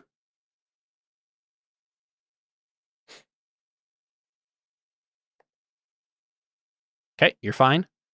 You don't. Nothing else extra happens there. You would have gotten like a special wound that doesn't heal right away or whatever. But, okay, and then special wound. Maybe close I the wanna distance. fail. Yeah. You like being special, Anna? I do love being special. 2 more attacks with Fiendish Cutlass. Both hit. Yeah, with advantage, they both hit. So 15 and 11 damage. That's 26. Yep. Guys, I'm not feeling so good. Mm-hmm. All right. 'Tis Sayori's turn.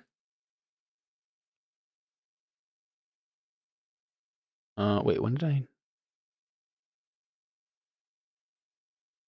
Oh, sorry. It's not Sayori's turn because I need to do the other pirate captains. Okay, so this one is going to turn to you, Audrin, and attack you, the one next to you that you tried to Thunderwave off. It's like, oh, you piece of... He tried to... Right. So I'll go ahead and do Barbed Whip at you. Is this the only thing he's able to do? Nope. There'll be more. That hits an 18, right? Unless you want to do shield. Well, first of all, that doesn't hit in the first place. An 18 doesn't hit? No. Do you have... My AC is 19. Oh. You just changed it. You what? Did you just change it? No, that's been Oh, 19 okay. for a I guess while. I just am blind. I just read it wrong. That's okay. Okay, so he misses that. Yeah, he misses that. Hits the 24, I assume. Unless you want to have a special thing. Well, I could cast shield, but that brings my AC to 25. So You probably aren't going to be attacked by anything else this round. So maybe just do the half damage uncanny dodge or I whatever think it I'm is. going to do that. Yeah, that makes sense. All right, so that's a good hit. 21, 14 piercing and 7 fire. And then I take that attack and have it with my half ability. Yep. So half of 21, which would be 10. 11? 10. Yeah, it's rounded down. All right, cool. These other pirate captains are probably going to go after Surge because he's right here. Poor Surge. This guy will go ahead and attack first with his whip. Okay, that hits. 14 slashing against Surge. And then he's going to make a con save. He'll get an abyssal wound. He fails. Okay, he's going to lose 11. It automatically rolled for me. Okay, lose 11 hit points at the start of each of its turns due to an abyssal wound. Each time the Lemurian captain hits the wounded target with this attack, the damage is dealt by the wound increases by 3d6. Any creature that can take an action to staunch the wound and with a successful DC 12 wisdom medicine check. The wound also closes if the target receives magical healing. It's written weirdly, but I think I get what it's saying. Okay. So I will go ahead and put a wound counter of some sort here. Here we go. So at the start of each of Surge's turns, he's going to take 3d6 hit point damage until someone does a medicine check to help the abyssal wound. Poor Surge. Mm-hmm. And then he's going to attack again. Both of those attacks miss, though. But then this other guy is going to come up behind him and now gets advantage. Same thing, barbed whip with advantage does hit there. So another 8 slashing on Surge. And then another... here's the question. It doesn't say this explicitly, but does it... He's going to... Trying to think of the easiest way to do this. Can it stack? Does it just get one abyssal wound and then it keeps doing more damage? Or is it, I feel like that's the easiest way. Because it already... when a Lemurian captain hits the wounded target with his attack, the damage dealt by the wound increases by 3d6. I feel like that's good enough. He doesn't need to have 2 different abyssal wounds. That's probably too crazy. So I'll go ahead and do what it rolled there. So 11 extra from it aggravating the abyssal wound. Okay, cool.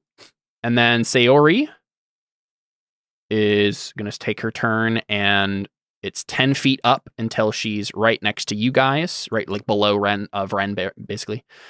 And then she will move the rest of her movement. Here's the question. How many licks does it take you? Zero center of a set? No. Trying to do calculations. 10, 30. She has 15 left. She will go ahead and make an acrobatics check or athletics check, whatever she has here, to jump across the distance to the right there, to angle that. 29 should be good enough. So she tumbles and rolls on the other side of this thing. She can't quite get enough of a distance to do flanking with you, Takui, but she is on the other side of this demon now and will attack it with you with her quarterstaff. Let's see. She has like a bunch of things going on here. What can she do? Ooh, yeah, she might try to stun it. That's probably a good idea. Okay, she doesn't have advantage. She do bonus Yeah, she definitely needs to do that. Otherwise, it's going to get like a ton of attacks on her. So the question is, does she only stun one of them? One of the bodies? Or is it because it's connected? No, it's the same creature. It just has multiple attacks or multiple targets it can hit with the same attack, basically. Okay, so what she's going to do is she's going to use her bonus action to do steady aim to get advantage on this hit. She has sneak attack damage that she can use if she has advantage then, right? So she's going to hit. But I don't think she can. Oh, you can't move. You're right. You're right. Because she Steady can't aim. move. Yeah. Yeah, you're right. Even if she did it before. You're correct. I'm trying to figure out a way she can get advantage because that will help, but maybe she can't. She can't move just one more square here. No, she's used all of her movement unless she Oof. wants to not attack. She can't. She could say something about her backstory. No, that won't help either. Did she already use her bonus action? Once She did upon not. a time, I'm trying Sayori to- was actually a really, Oh, yeah, really you're right, nice you're right. monk. She can bonus she action can use it. dash. I was trying to figure out if there's something else she could use her bonus action for, but you're right. That makes sense. Because then she can just get advantage by going here. Yeah. Okay, so that she does that. She dashes, moves another 5 feet, basically kind of like comes up from a roll and like slides to the right, I guess it would be, and then whoosh. Here we go. So we got a quarterstaff attack. 21 hits for 10 bludgeoning, and then she will get some sneak attack. What she got? She can do another 76.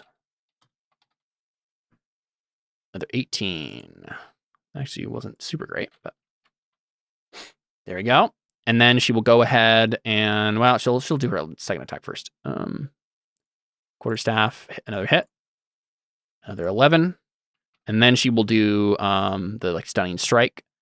So has to make a con save. I think the DC for her is, what is it? It's the same sort of thing, right? It's like 8 plus wisdom Like plus that. proficiency should be. So I think that for her that is 13, 18. So okay. I'll have the demon make a DC 18 con save. Fails, critical fails. Nice. All right, nice. This is good teamwork. Stunning strike Wow, on thing. Look at us.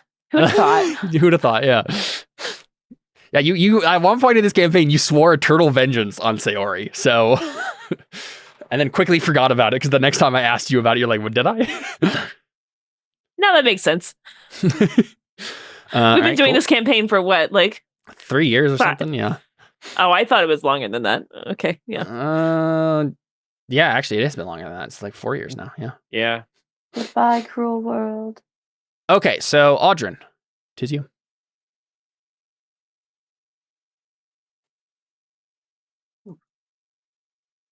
What do you do, buddy? Surge is getting clobber stomped over here. There's a pirate in front of you. You're muted, I think.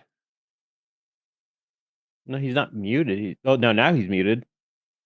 You just couldn't hear I him. thought you had said something. Maybe you didn't. Globber stomped. So I could just disengage and run over here and save my Sergi buddy. Mm-hmm. Or I could Thunderwave this guy again. No, I'm just kidding. He has wings, so it's not going to do any good. No, yeah.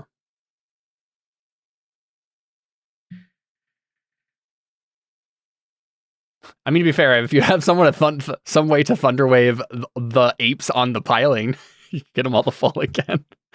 That could be pretty hilarious. I disengage, fly Yeah, just past fly. him, and be like, "Hey guys, Boom. remember me?" Yeah, they'd have to fail their save, but you know that's kind of a fun idea. They all just like look at me and just ooh angrily. He's Exactly. like, hey, guess what? Thunderwave. Thunderwave.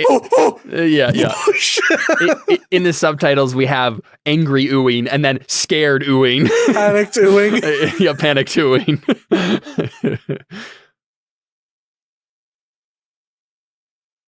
That's one fun idea, but you also have friends in Yeah. danger. But up to you. If you have some way to help Surge like get past them and keep moving on, then that would be great. But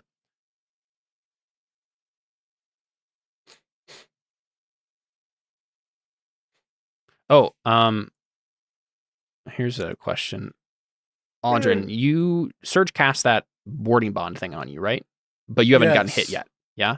No, I have gotten hit. You did get hit. So you actually have resistance to all damage, my friend. So I only So took 5. You and took Surge 5 damage. Yeah. So I'll do that. Okay. I'm glad we remember that.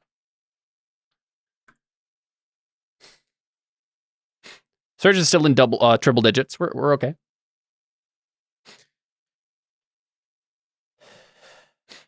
So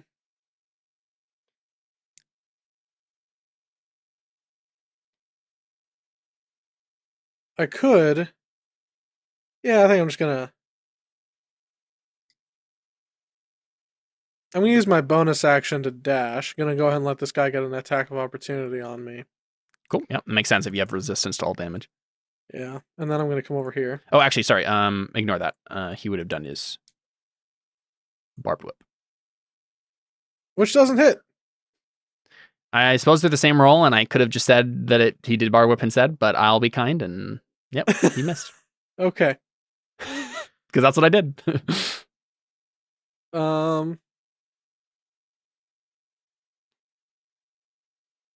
You attack that guy? Yep, I'll attack him. Cool.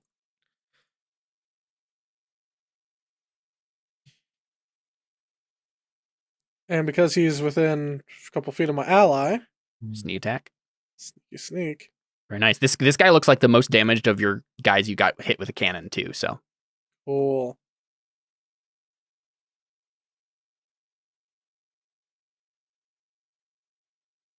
The first hit. Stab him with a rapier. 19 hits. And we get sneak in on that. Can I turn on sneak and turn off sneak on You can any choose. one of these attacks? You can choose which one to do it on. Yeah. As long as I choose it before I roll the damage? Yes. Basically, you couldn't, like, if you chose not to roll it now, then if you miss the next one, you can't, like, retroactively apply it or anything like that. Right. You would miss the opportunity to do it. Should I wait to see if I get a crit? Get a crit. It's a 5% chance, so probably not. No, actually, it gets bigger than that. It's like, what? What does it turn into, Seth? What? With advantage, it turns into, it's not 10%, is it? It's higher than that. Maybe? I'm not sure exactly. Because it's like, you roll 2d20 and one of them has to be a 20. Wait, it's Isn't it a 2-5? Is it 5% chances multiplied to each other? No, that's not. Wait, no, it's 0.95 times 0.95. It's 5% chances added to each other. It's so it's a 9.7 10% chance. 9.75% chance, I think. Technically. Yeah. Okay, all which right. goes to 10%. I wasn't sure if that's how the math worked, but okay, that makes sense. There's two 95% chances he doesn't get it. So you calculate the chance of what I he see. doesn't get and then I see. subtract it from 100. Got it. So yeah, I don't know it why would be I remember that. Again, a 10% chance is not a very big chance. Okay, but I guess you do this have 2 more twice. attacks. Yeah, that's true. I guess that it's a 20% chance? Ish. He has two Still 10% more chances. likely that you don't do it. Right? Actually, no, yeah, it would be like more like a 40% chance because he has advantage both times. No, It's not how I already it's calculated. not how it. Never mind. probability works. Sorry, I already calculated with 10%. Never mind. We're good. I'm just dumb. So what I'm hearing is, should I use sneak attack now or should I wait to see if I crit? Use it when you hit. Well, here's the question. What's your bonus on this? Plus 11. You are very likely. Let's see. Average of 21. Yeah. There's you're more likely to hit than not. I'll give you that much. So it's not a bad. It's not like you're gonna miss both attacks likely. In which case you wouldn't be able to use it at all. Yeah, I'd say go for it. Because even if you don't get a crit, you'll still probably get a hit. I'll hold my sneak. All right. 10 damage. And then I roll my second hit. 20. Now here's where the chances actually get lower because YOLO! All right. Whoa. I totally. How Ah. how damaged does he seem, Caleb? I hate when this. I don't know because I accidentally made his hit points -1 apostrophe 3. And I don't remember what he was at before. Let's see. He was originally at 178. Like he's looking pretty rough. he got the most damage. It was a what? Like 43. 43. Okay. So I'll do that. And then he hasn't got a hit since. So -43 and then My thunder wave didn't hurt him? 23. This is a different guy. And This is a different guy from your. Oh, right. No, you're right. And then go ahead. I have it now. He's halfway. You look like. Okay. There you go. I assume you're going to use your sneak now. No. We're waiting for a crit, Caleb. Only on crits. Come on.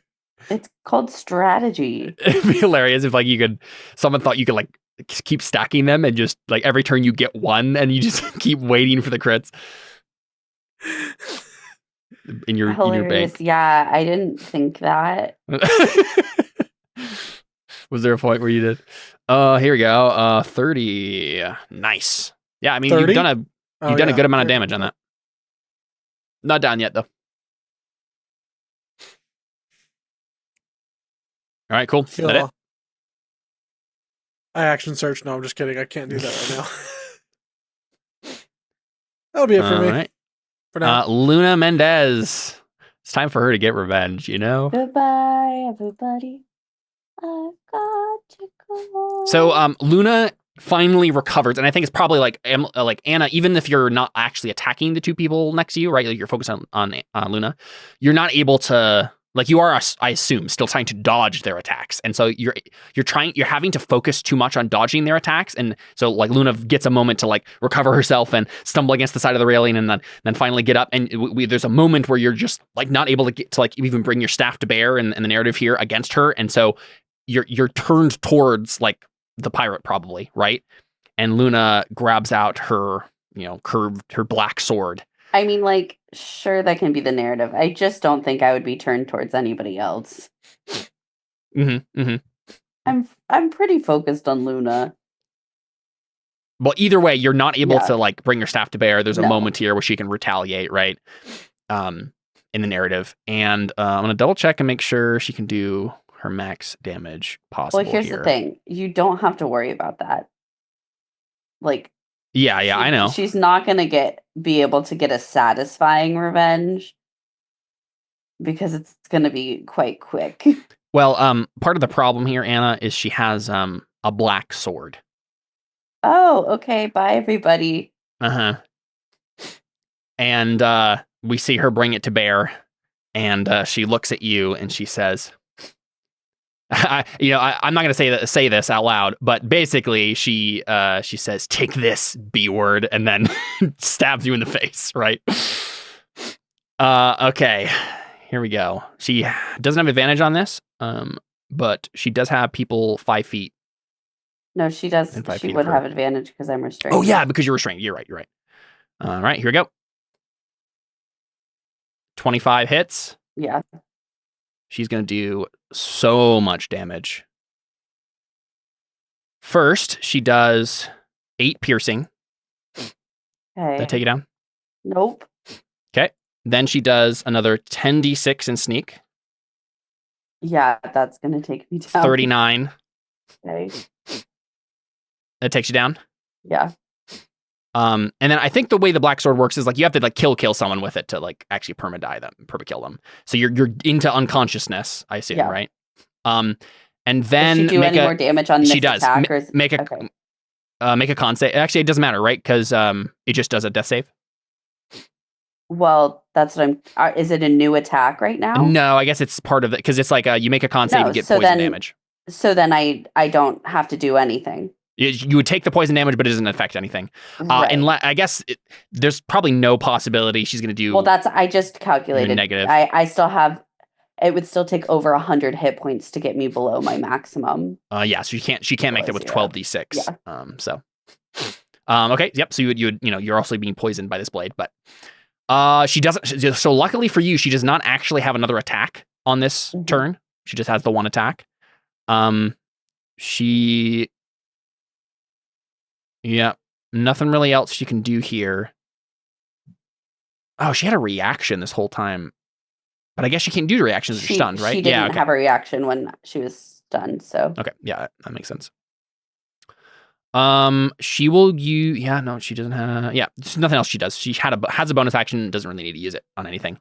So yeah, she basically stabbed you, probably not in the face, because, you're still alive. technically at this point. But yeah, in the gut, in the stomach or something Because suitably right before bad. she stabbed me, I said, "Please don't hurt the moneymaker." That's why she didn't stab me in the face. But yeah, she stabbed you, and you go down in a spray of blood.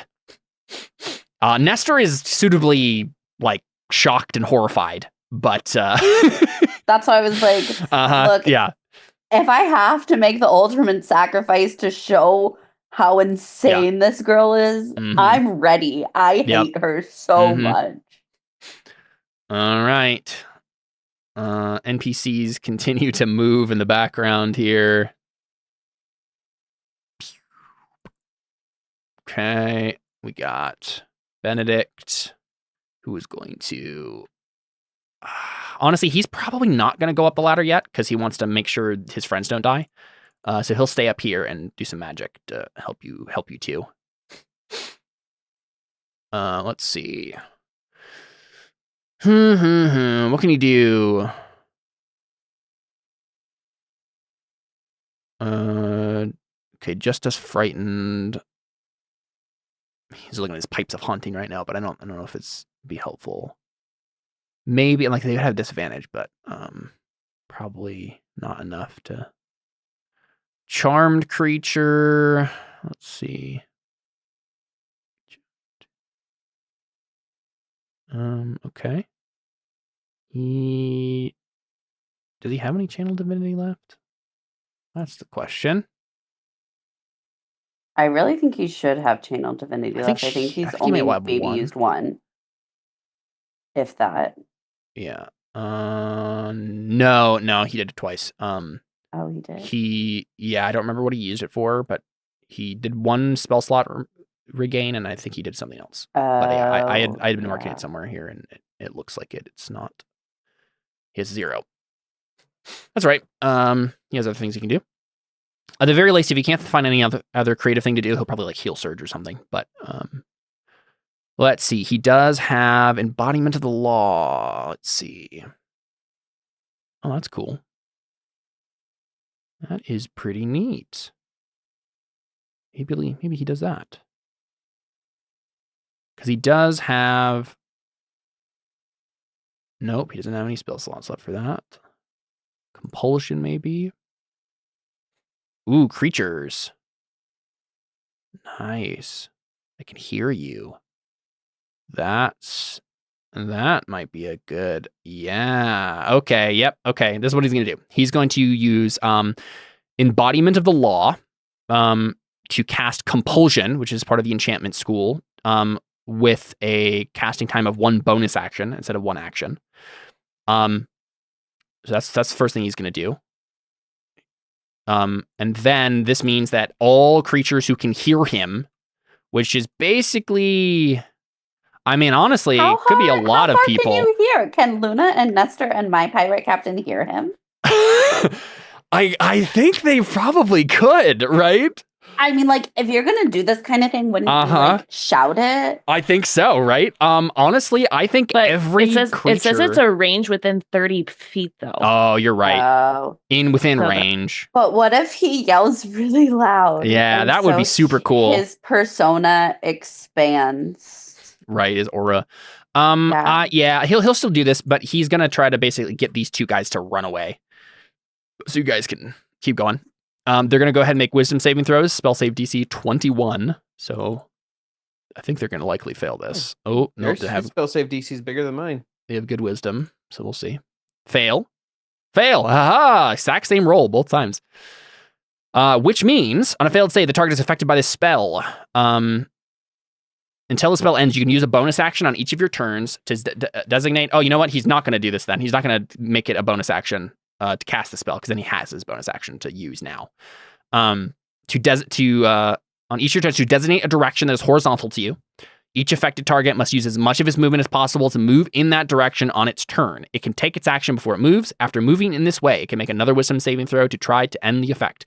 A target isn't compelled to move into an obviously deadly hazard, such as a fire or pit, but it will provoke attack of opportunities to move in the designated direction. Okay, so he's going to have them move to the left, right? So this one moves this way. Oh, on his next turn. Okay, yeah, okay. On their next turn, they're going to do this. So instead of attacking you, attacking you or Surge, Audrin, they're going to like run to the left. And you will provoke an attack. Like you'll get opportunity attacks on them, and then they'll be out of your way. Right? You can keep moving. Yep. There you go. That's what he does. And I think that's all for now. Yeah. He basically brings his hands up. Right. And he just says, "Listen to me. Move." And then his commanding voice, like, straighten and look at him. All right. Surge. It's Surge's turn. They haven't moved yet. Let's see. It can take its action before it moves. I see. So yes, they're still going to want to get out of the way then. Surge is going to... This is good, though. This will still work. So Surge is going to disengage with his action and just rush up the stairs with his movement. Right? So they're not going to hit him, and on their turn, even if they could take an action, they can't take it against him. They'll just move to the left. Or I guess they might shoot their pistols, but still, they're going to not pursue you. That's the main point. Okay, the Surge. All the MC. Did Benedict move at all too? Yeah, I guess he would. Yeah, if that's what he's going to do. So he'll go ahead and get to the ladder and up slightly. Makes sense. Okay, all of these thugs are going to move.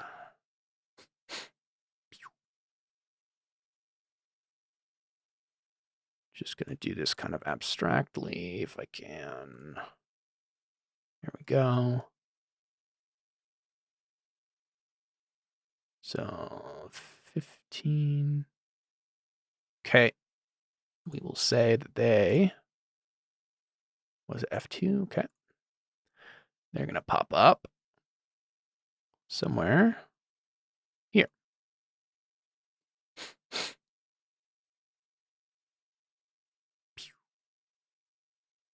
Boop, boop, boop.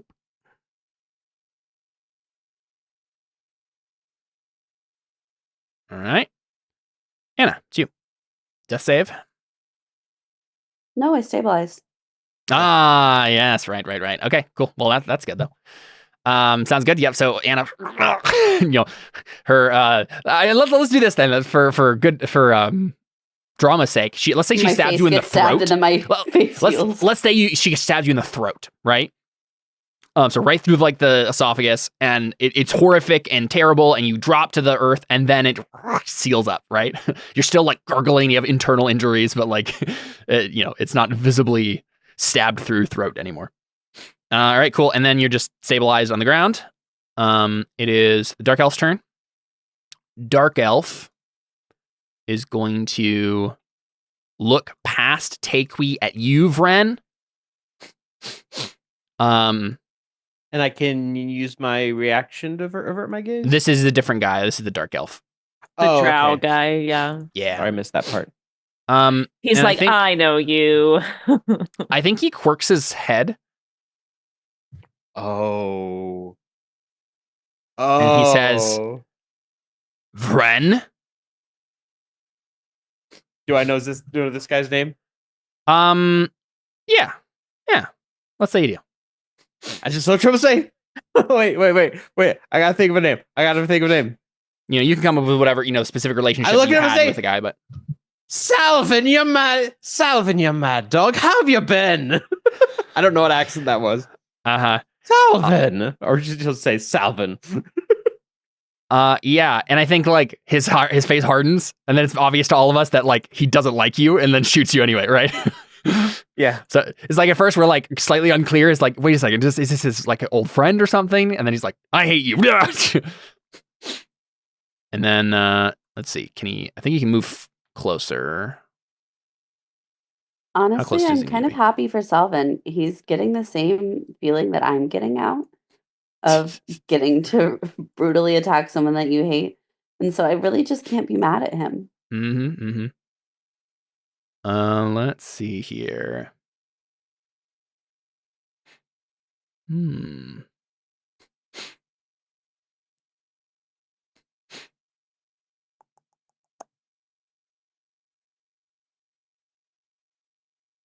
I want to say maybe he recognizes me by my broom. Well, I mean, Or yeah, something. either 'Cause I'm the that shapeshifter. or this is like a form you usually take, right? Fair enough.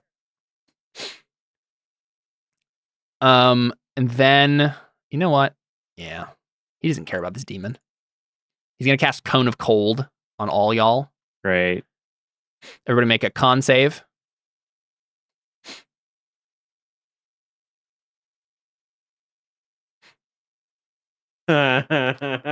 Siri fails. With my save, I say, I see your magic hasn't improved much. Yep. I'm gonna use my spirit shield to deduct some of that damage for hold on. Well, actually, hold on. Let me look at me. Hold on. He takes damage. Okay, yeah. So I'm gonna reduce some of that damage for Sayori, I suppose. Just Okay. 9 damage. By but 9. yeah. Okay. Sounds good. Yeah, so there you go. You take half, you take 16 instead of 32. Mhm. If you saved. Yep, sounds good. That's what he does. Actually wasn't as effective as I was hoping, but it's fine. How much? Wait, how much? And Probably would have been better if he had done something else first, but it's all good. All right. I don't think he needs to do anything else. wait, I'm confused. Did you roll the damage? I did, yeah. 32. Yeah, it's don't- 32. Right at the top there by the con save. Oh, sorry, I missed that. I saw all the things scrolled past. Yeah, I so didn't you see it succeeded, anymore. and then so it's So I 16 take damage instead of- 16. Yeah. And then he can, because he has a war magic thing, he can actually shoot his crossbow still, as well as do that. So he's going to go ahead and shoot his crossbow again at you, Takewee. I thought he was out for revenge against Vren. Well, he doesn't want to take a disadvantage on that, so he's going to shoot you first. Good. This will let me use my. You know what? He'll attack Sayori. Sayori's in front of him. 15 misses. He actually would have missed with a 19 too. All right. There you go. That's his turn. Vren, 'tis you. I can't. What do I want to do is the thing, because part of me is like, oh, I could use spells, but I don't have many left.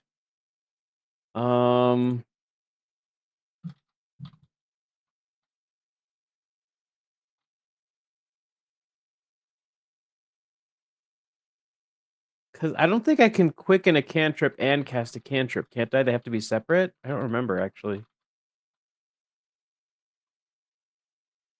What are we talking about? I don't think I can cast a cantrip and then quicken another cantrip. I think one of them has to No. be leveled. Yes. Okay. I'm not going to bother with that.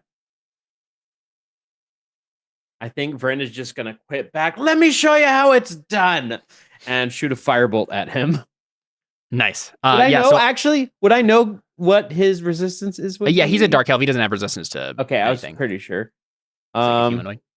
By the way, Salvin is spelled like this because he's a dark elf.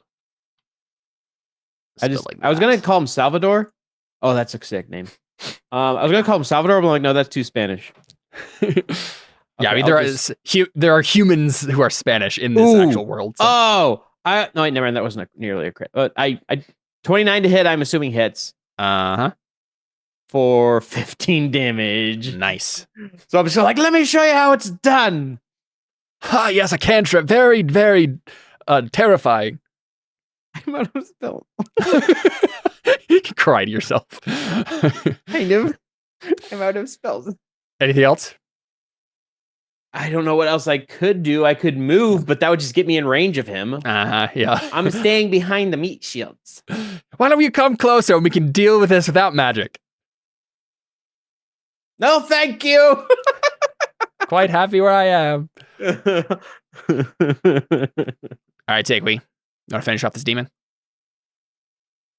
Do it. He really that badly damaged? Mm-hmm. Oh. I mean, with pleasure, but, I just didn't If you think. kill it in this turn, I'll give you a gift. Both of your attacks will have to be Really? good, but you can. Yes.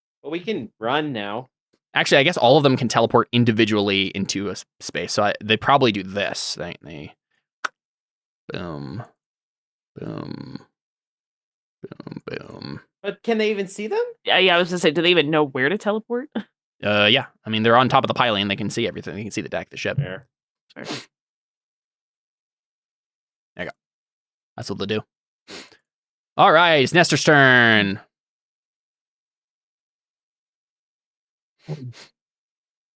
He sacrifices himself for Hannah.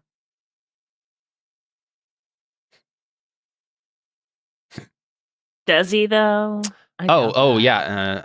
For some reason, I was waiting for someone else to do Nestor's turn. I was wondering. I don't know why. I'm like, Nestor. No clue why. You know? Yeah. Did he have any shock at Luna pulling the dark blade on me? Certainly. I mean, yeah, 100%. You know what? None of you are here, so I think we can like. There's obviously a conversation, a confrontation they're having. I want to hear it. I don't think you can, right? Like, yeah, I think it'll be more dramatic to have it like as soon as you come from unconsciousness. Like, I'm gonna maybe get killed right now. I don't know. I deserve to know, Caleb. Yeah, I'm trying to think of. I guess the question is like, can I roll a perception check as an unconscious person to see if I would be able to hear it? No, that's not how that works. My perception's not even very good, so there's a good chance you could. If you were asleep and could wake up normally, that would be one thing. You were unconscious due to death. We don't know what people can hear when they're in a coma. You know. I mean, technically, she is asleep, is she not? Anna, roll a perception test. If you get a critical, then I will let you hear the conversation in fits and starts. Okay. I'm turning on my listening ears. The right ear is on. The left ear is on. And here we go. Nope. A critical 15! You never said it had a critical success when you're unconscious is obviously when you get a 15. No. Because it's actually when you get 30 critical on time. And technically you're unconscious, so it would have been at disadvantage. It would have. Yeah, actually. Okay, all right. I mean, definitely like the thing I guess we do need to figure out is like whether or not Nestor would be able to, like whether or not she's going to stab you in the throat again and just kill you, which I feel like she probably is. Man, Nestor's in shock, but like, can he stop her? And even if he can stop her, he's probably not going to stop the pirate in front of you. I mean, I have a potion in my bag that he could feed to me. And drop the... I don't know if he can like drop me being restrained. Yeah, he can. He certainly does at this point. He drops that. Oh man, I don't know. Yes, he can. Like I don't know what he can even do though. Restrained. Right? Like I assume he's going to object, but I don't really know if he can do enough for it to matter. He's a ranger, yeah? Doesn't he have like a cure wounds? Not prepared. Can he throw himself over the top of her? Like body shield? Can he just grab me and run? Jump of the side of the ship? See, that was one thing I was thinking. I don't know if he would be that dramatic about it though. Man. Could this I'm be trying to a decide what the role might be to decide, because I think there's a role here somewhere and I'm not sure what it would be or who would be making it even. Could it be a role to like for Nestor to snap out of it and to finally be like, oh, Anna's been serious, like the whole time? Should he roll an insight check of like understanding the motivation of like she's wanted to do this not just because of what I did? Right. It's not like she just took out the first weapon and like, stabbed her. It's like this is and she called her the B word. How rude. I mean, if I had survived to my next turn, I would have dropped a nice "I'm sorry, Dragonborn Jesus, F you." right, yeah.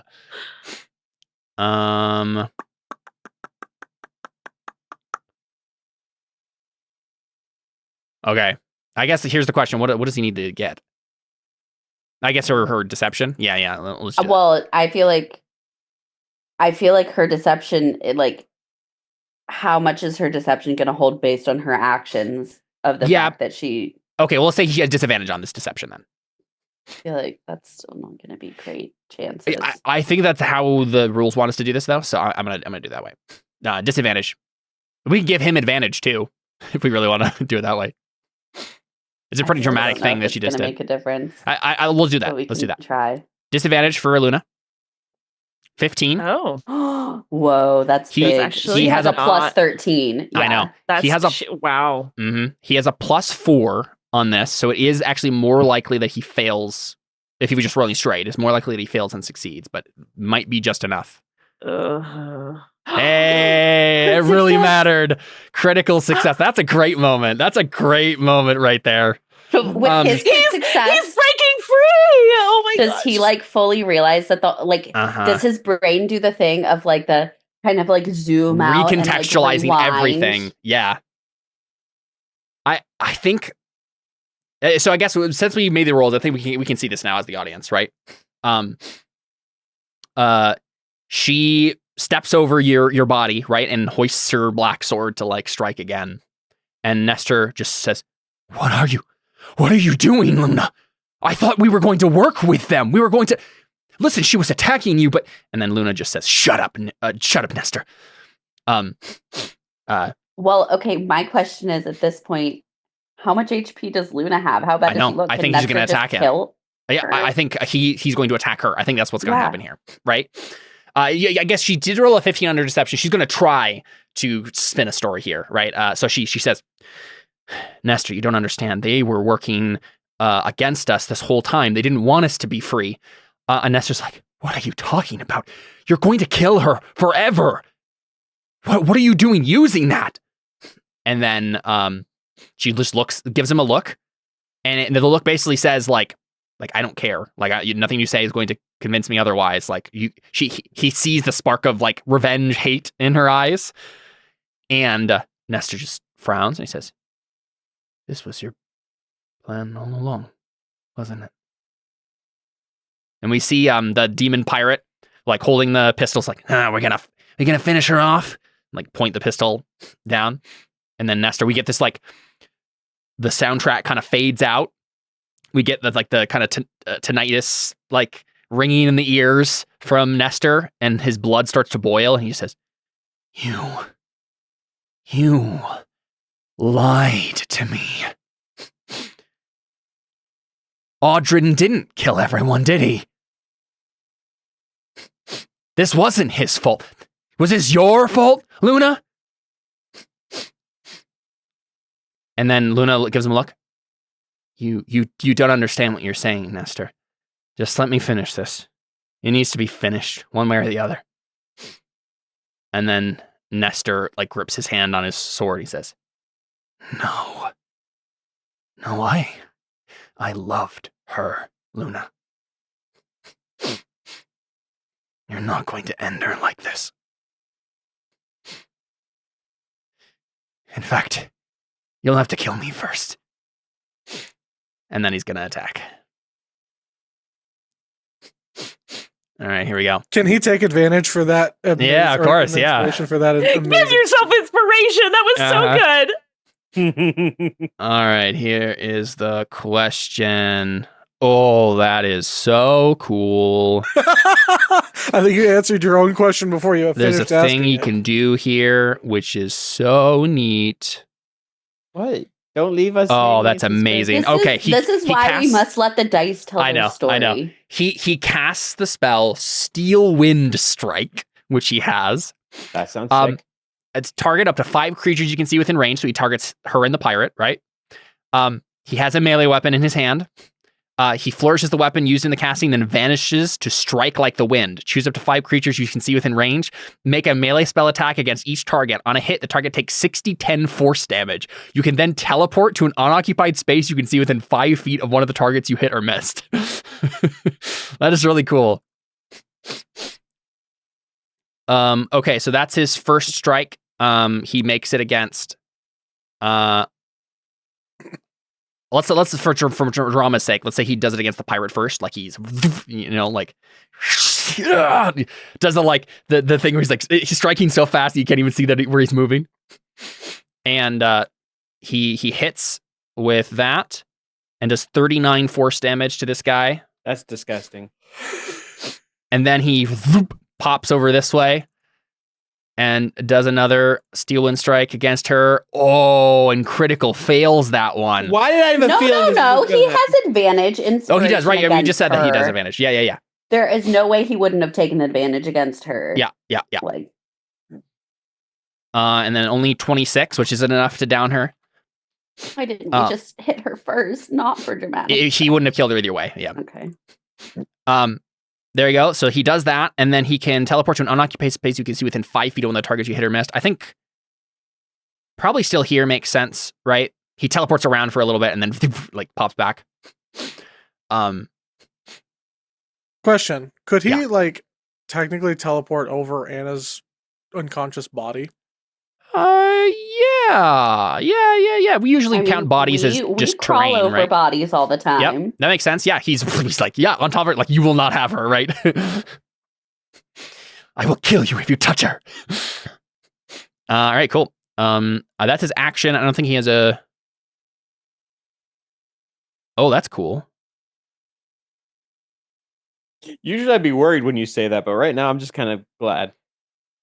Yes, he's going to use Nature's Veil as a bonus action. He becomes invisible, which, since he did this after he did attacks, they're going to have disadvantage to attack him, but he is in the way, right? They're not going to be able to hit you, but they'll try to hit him with disadvantage, right? So let's say for flavor, this is like him flickering in and out. Can he pick me up and I become equipment he's carrying because I'm unconscious? That's probably more if I'm dead. Yeah, I think that is the case. Yes. Okay. But yeah, I think the idea here is like for flavor, right? Dead. He kind of like he like blinked around and hit them, and then blinked on top of you, and then is now flickering in and out of invisibility just to give them disadvantage, because the whole purpose of this is just to give them disadvantage, not to actually be hidden at all, right? But he's just like powered up, ready to protect you. Sweet. That was awesome. Unfortunately, it is the captain's turns next, so we'll get that pirate against him first. Go ahead and do that. So we got 2 attacks with Fiendish Cutlass, which hit. Ooh, this is not going to be good for him. Yeah, even with disadvantage, they both hit. But who's getting attacked right now? Luckily, he has a lot of hit points. Who's getting attacked right now? Nestor, by the pirate man who captain loves next to him. me. And then a barbed whip, which misses. Nice. All right, there you go. And then It misses that, mister. this pirate captain over here is going to shoot you, Audryn, with Hellfire pistol stuff. 1, 2, 3 times. Hits with the first and last hits. Would you like to do shield? Cast Both of shield them. every day. Both of them would miss you if you did that. Yeah, I'll do that. Cool. So yeah, this pirate over by the rope bridge, the destroyed rope bridge, starts shooting this and it kind of looks like I'm trying to think of how, I don't know. You tell me, Jordan. What would be cool for you to maybe have at some point with this pistol? Like, what does it look like when they fire this weapon? It's obviously just fire damage, but I'm not sure exactly what that means. It's like a pirate like gunpowder pistol. Otherwise, So I imagine that like the bullets that come out, they look like little demonic faces. ooh, It's like this little like balls of fire that have these like really angry faces on them. Just I love it.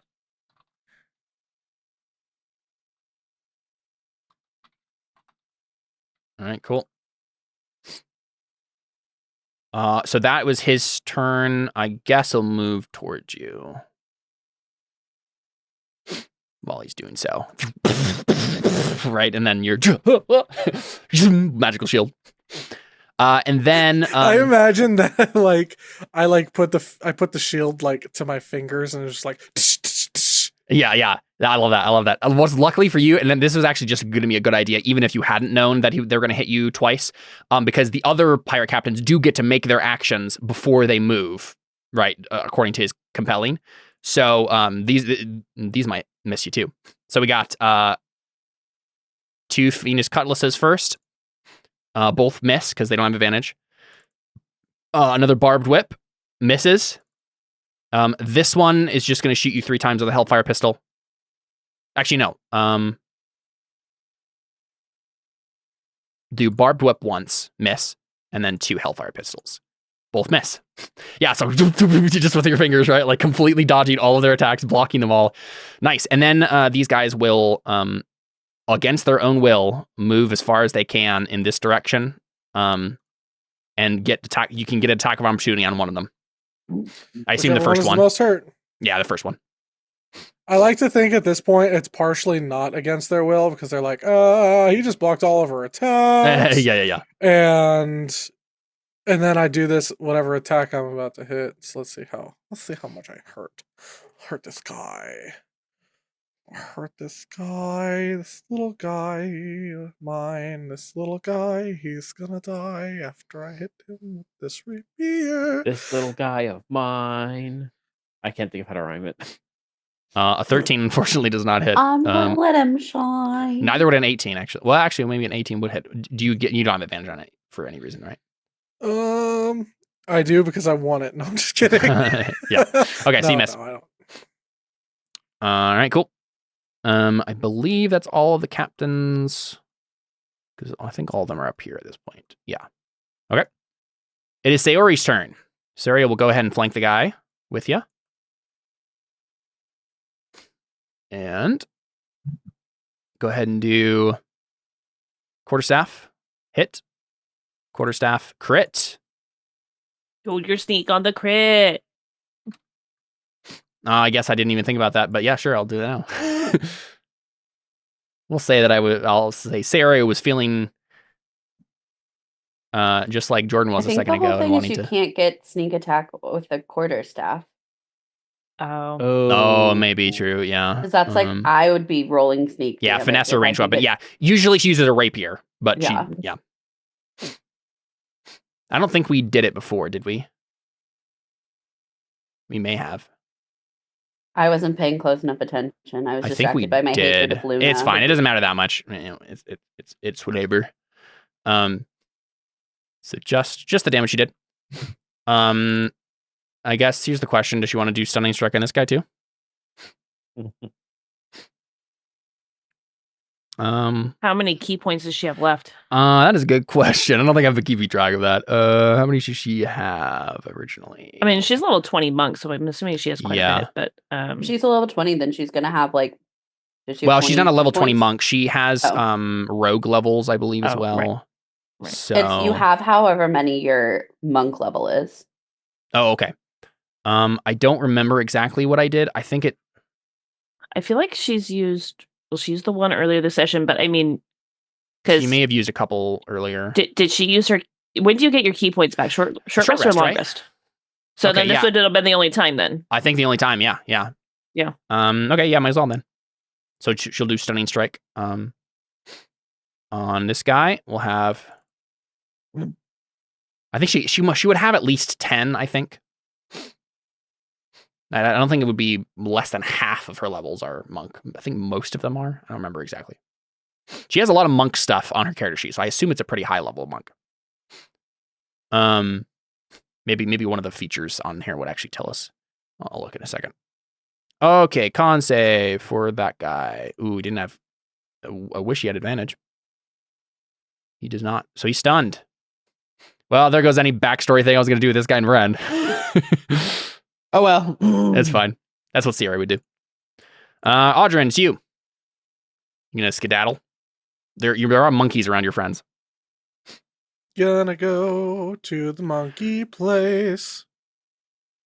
Well, you know you gotta shock the monkey. Hey.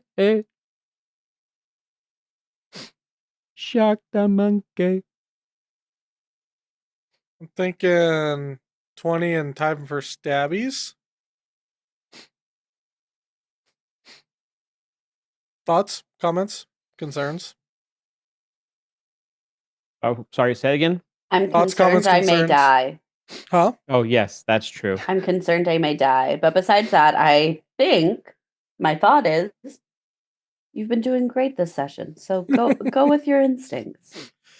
So, Audrin, you are aware what these things can do. You don't know how many uses they have of their teleport ability, or how many times they've already used it. But if they still can use it, they can, on their next turn, kidnap both of your friends and teleport them somewhere else, and then beat them up by themselves, which is a bad time. So if you have some area of effect thing that would get them out of the, like, your guys' plan is to get out of this situation as quickly as possible. So if there's any way you can do that, that's probably the move. There are 5 of them, right? So it's unlikely the 3 of you going to be able to fight all of them in enough time to, it's going to be bad before you're able to do that.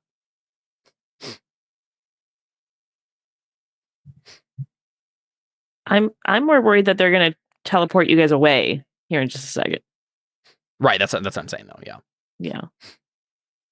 Like, if he can't deal with that somehow, that's what's going to happen next. Yeah. So just attacking one of them might not be the best option, but I don't know what other stuff you have that might help here. Right.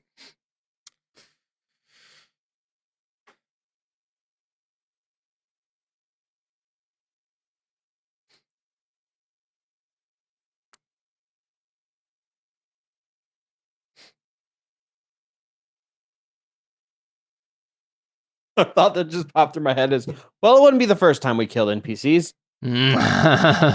Just sacrifice them. It's fine. Sacrifice. That's what the Fine, Terra we can Nullius characters sacrifice do. them, and we're gonna gain Nestor back. So it's fine. No, yeah. Well, he's and probably maybe gonna the die lady too. pirate, maybe the lady pirate captain will come too. She's so touched by our story. Whose turns are next? Because I can't see both orders. Like, do I know that they're going to go before Benedict monkeys? and Surge go directly after you. Yeah. Okay, so they're going to go before the monkeys. Yes. So I'm going to tell them to disengage and just run away from here and regroup with everyone else. Yeah, you just like leave, get away from them as quickly as you can. Can I do an intelligence save to see if I would think, oh, wait, where's Anna? I think you can know that. Like, you don't know where she is, but you know how fast she moves, though. So it's like, I guess your assumption would probably be she is just already there. I don't know if I don't think there's a role to figure out that she went somewhere else. Well, I know that Luna's here. That's true, but you don't know that she He didn't know. It was a pretty much a coincidence. I guess he did know where she was, though. Yes, but it was pretty much a coincidence that Anna found her. Right. Like, I don't think there's any reason or a role that would let Audrin know where Anna is right now. Okay. So, yeah, I'm just going to tell him ignore the small fry and regroup. Like, once you get up a deck, you will be able to make a perception check, I think, to see what's going on. And so I'll go up to the next Honestly, you guys deck. might be able to as well. Let me check. Because I think the only thing that's separating these decks from each other, and this one you guys are on here, from this one, is like this. Where is it? This ropeway right here goes to this. And then obviously here, but I don't think it's any higher necessarily. Like, I think this and this are likely level with each other, at least. The 2 decks that you guys are on at this point. So if Takewee takes a moment to get her bearing, she might be able to see Anna. Well, she wouldn't see Anna. She would see Nestor and Luna fighting. Well, she would have seen Nestor, but now Nestor's invisible. Also true. So never mind. If you at some point you might be able to see what's going on there. Okay. You would at least see Luna if you took a moment. But so currently I have moved 20 feet. So then if I go, I have a 22 perception. Can I just see it? I think you're in the middle of a fight, and yeah, there's no real reason you'd be paying attention. So like to go up to the other side, it's like up above where Benedict is. So it'll be like 25, 30, 35, and then I'm probably there at 40 because I'm flying. Yep. And then you'd only need to go up 10 and then you're up. Well, I'm like flying up to the top at this point. Right. Yeah, honestly, if you're just flying from down here, let's say you've reached the top by the time you get there. So what was that? 35? 40? It was 20 when I was here, I think. So let's do. And that was like walking around. Yeah, let's say this. You've moved 40 feet and you are now. Oops. Oh, hey, it's me. Hey, it's me. Okay, you've moved 40 feet and now you're next to Varen. 40. Okay. So you can see what's happening up here now. 45, 50, 55, 60.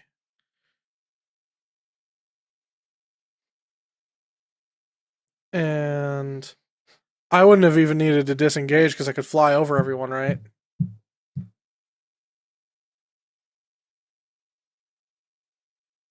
Yeah, if you're continuing to ascend, then yeah. You're fine. Sweet. So then, whatever this thing is, I don't like it because oh no, wait, it's dead, isn't it? Nope, it's stunned. No, but yeah, that's stunned. Should I bother attacking it? Up to you. I guess we can get a move on even more. Going here is where you want to go. Going where? Down the trapdoor this way. Down the trapdoor. Okay. So yeah, actually, if you want to go down there, you probably don't want to ascend any further. Yeah. But I don't see Anna here. Nope. Again, your likely assumption is that she already made it to the vault. Yeah.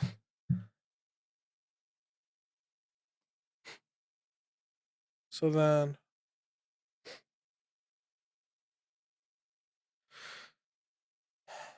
What do you guys think is more valuable? Should I attack this thing, or should I just, like, make a break for the door? I think you need to get there first because you're the one who's going to have to unlock this thing. So I feel like it makes more sense for you. We've got 2 people on this guy. He's stunned. I feel like it's more important to get to where we need to go, personally. Okay. But that's just my opinion. And I'm going to run right here. Cool. Is that how far you can get, or can you get down? That is a total of 90 feet now. Perfect. Standing right next to Take Me then. All right, it's Luna's turn. I guess you'll. I'm like, it's about time, honey. Here is the question. Sorry, I was blowing monkeys off a rope, or I was blowing monkeys off a bridge. I'm trying to think. No more monkeys blowing off the bridge. No more monkeys jumping on the deck. Jumping on the deck. Exactly. Also, and then I say, there's about 5 of those teleporting monkey demons that are on the prior floor. There are monkeys. Those things. Yeah, I do too. They're kind of jerks. Well, they're the reason Deli is gone. I know. I want to kill them. Well, no, actually, that was a spider thing. No, that was a spider thing. But that's true. Yeah, those things are teleportation really annoying, is the reason. But yeah, plane shifting actually technically. So right. Who did they steal? They did steal some. They stole Avner. They did. Yeah. Right. Actually, I think they might be misunderstood. Yeah, now that I think about it, on second thought, maybe they're our allies. Told you guys we should have brought Avner. I feel bad for blowing them off the bridge now. Yep. So here's the question I have. If Luna wanted to, would Luna still try to attack Anna? And if so, what would she need to do? Would she be attacking with disadvantage? Okay, I feel like Anna has full cover at this point. I was about to say, I feel like how would cover work if the person who's attacking can't see the cover that is covering the person? Yeah. That's not good. Well, she certainly has disadvantage, I think. But she might. Well, it would end up being a straight roll because I'm on the ground. True. I think Unconscious. in addition, probably we'll say 3/4 cover. Right? Let's not Which full is how cover. much to my AC? 3/4 is +5 bonus to AC. Okay. Does that make sense to everybody? Yeah. Because I don't think Luna would attack Nestor. I think she would try to murder Anna first. Like, she still loves Nestor. Like, that's the whole point. Like, she's not going to kill him with the permadeath sword. Well, more like obsessed with him, probably. Yeah. Unhealthily obsessed. Wants to wrap him around her little finger. Yeah, that makes sense to me, though. Let's do Luna attack against, so straight roll against Anna. Misses. 26, or yeah, I guess, what is your AC right now with the +5? 24. Okay. All right. And that's her one attack she can make, right? She would do, if she got a crit, she would do 2 death saves. If she got 1, she would do 1. But as it stands right now, she can't really do anything else. So she will go ahead and... No, if she hits, she does 2 death saves. And then it crits? Wait, isn't that... Oh, it automatically becomes a crit. That's what it counts as a critical success if you're unconscious. Yep, I understand. Okay, that's her only attack this round. She's a rogue, so she doesn't have like multi-attack or anything. Okay. So we got other monsters doing things.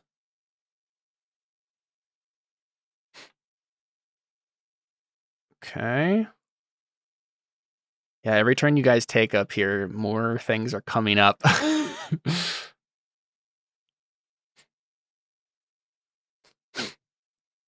All right. Benedict. You told him to disengage, right? So he will disengage and move 10 feet up the ladder. So he's below Vren, and then move 20 feet across the rope walkway. We have Surge. Will disengage. And he has to move around them is the problem.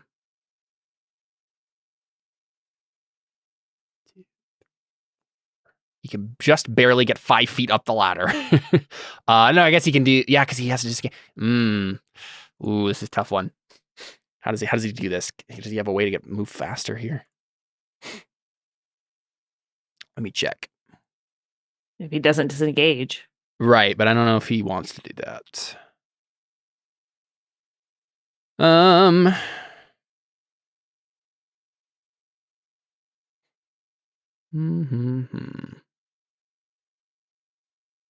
Feel like it's going to be worth it, honestly. Maybe to disengage. No, maybe not. I don't know. Trying to decide what we like, because he's going to be 5 foot up the ladder. I don't think he's going to get disadvantage if they hit him. Yeah, he's probably fine. He's going to be 5 feet up the ladder. Oh, hey, he has an abyssal wound. He's taken 2 turns. Ooh.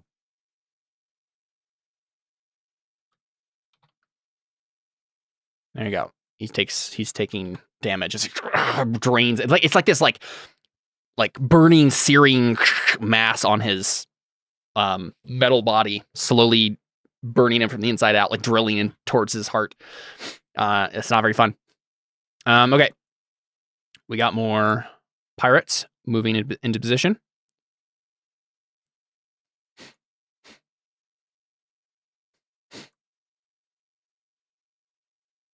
Boom.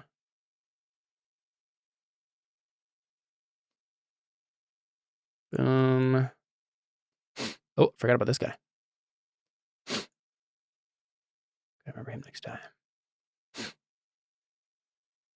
All right.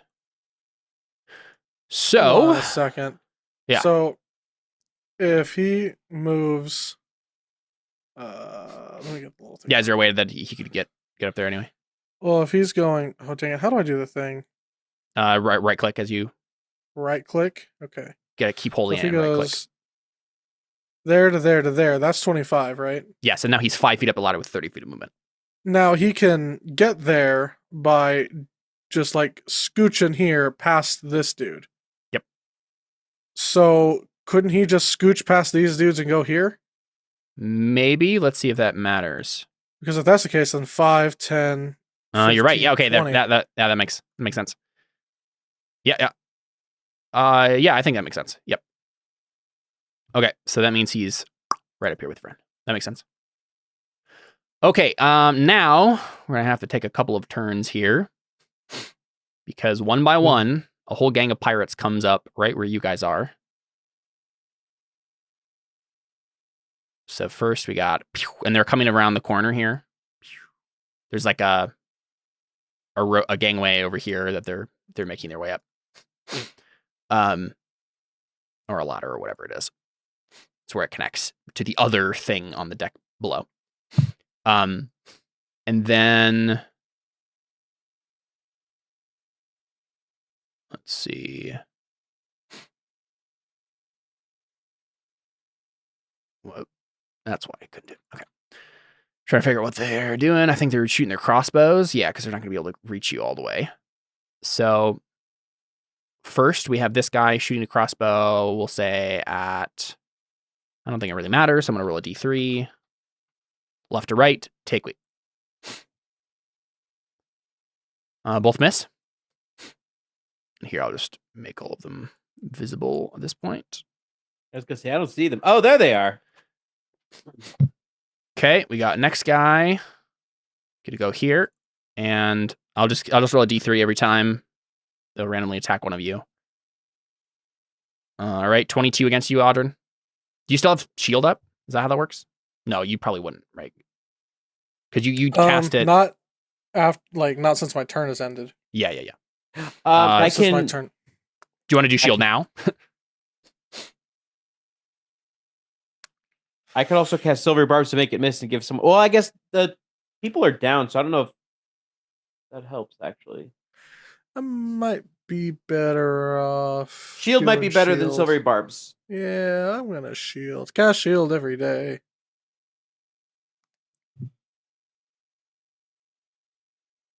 Shield it is. Okay. Shield. Yep. Shield Okay, has been cast. so that one miss. Yep. That guy goes there. Oh, sorry. There was another attack on you first. And that one I missed anyway. Now this third guy, on Takewee, miss. What is this? You guys are so pathetic. Come on. What are you talking about? They're my NPCs. Of course they are. All right, on Audrin, both miss.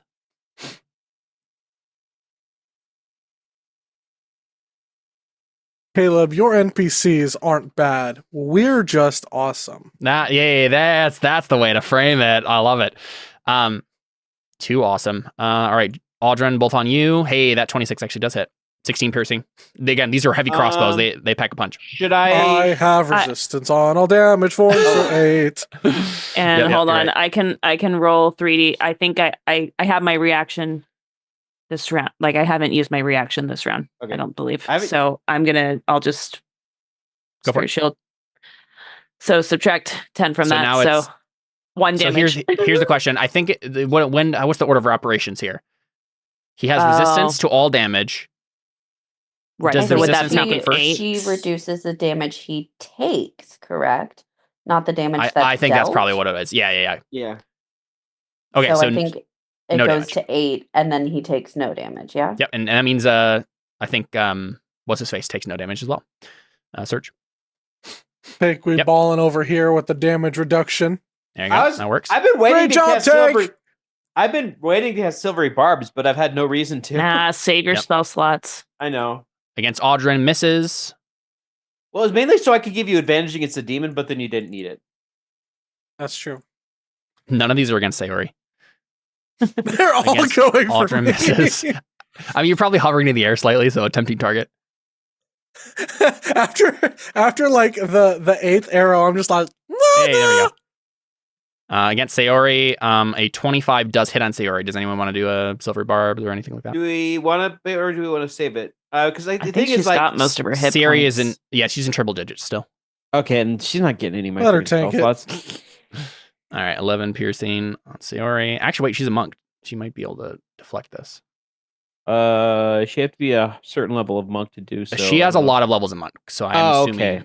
Yeah, It's just and that she doesn't have 20 directing levels. missile is like I have it as a level 8 monk, so like Yeah. she definitely has it. Who is it that's Oh. a monk that doesn't have it then? I'm pretty sure Led Zeppelin wrote a song about this.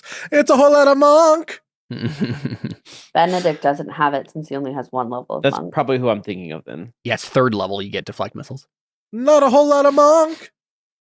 All right. You can use your reaction to deflect or catch. Okay, so she spends her reaction. Yeah, that makes sense. D10. But yeah, she does it automatically. There's no way she doesn't. So ranged attack, same thing. Okay, so she's gonna throw it back at. Can she throw it at anyone? She has to use a key point to do that. She'll do it. She has plenty.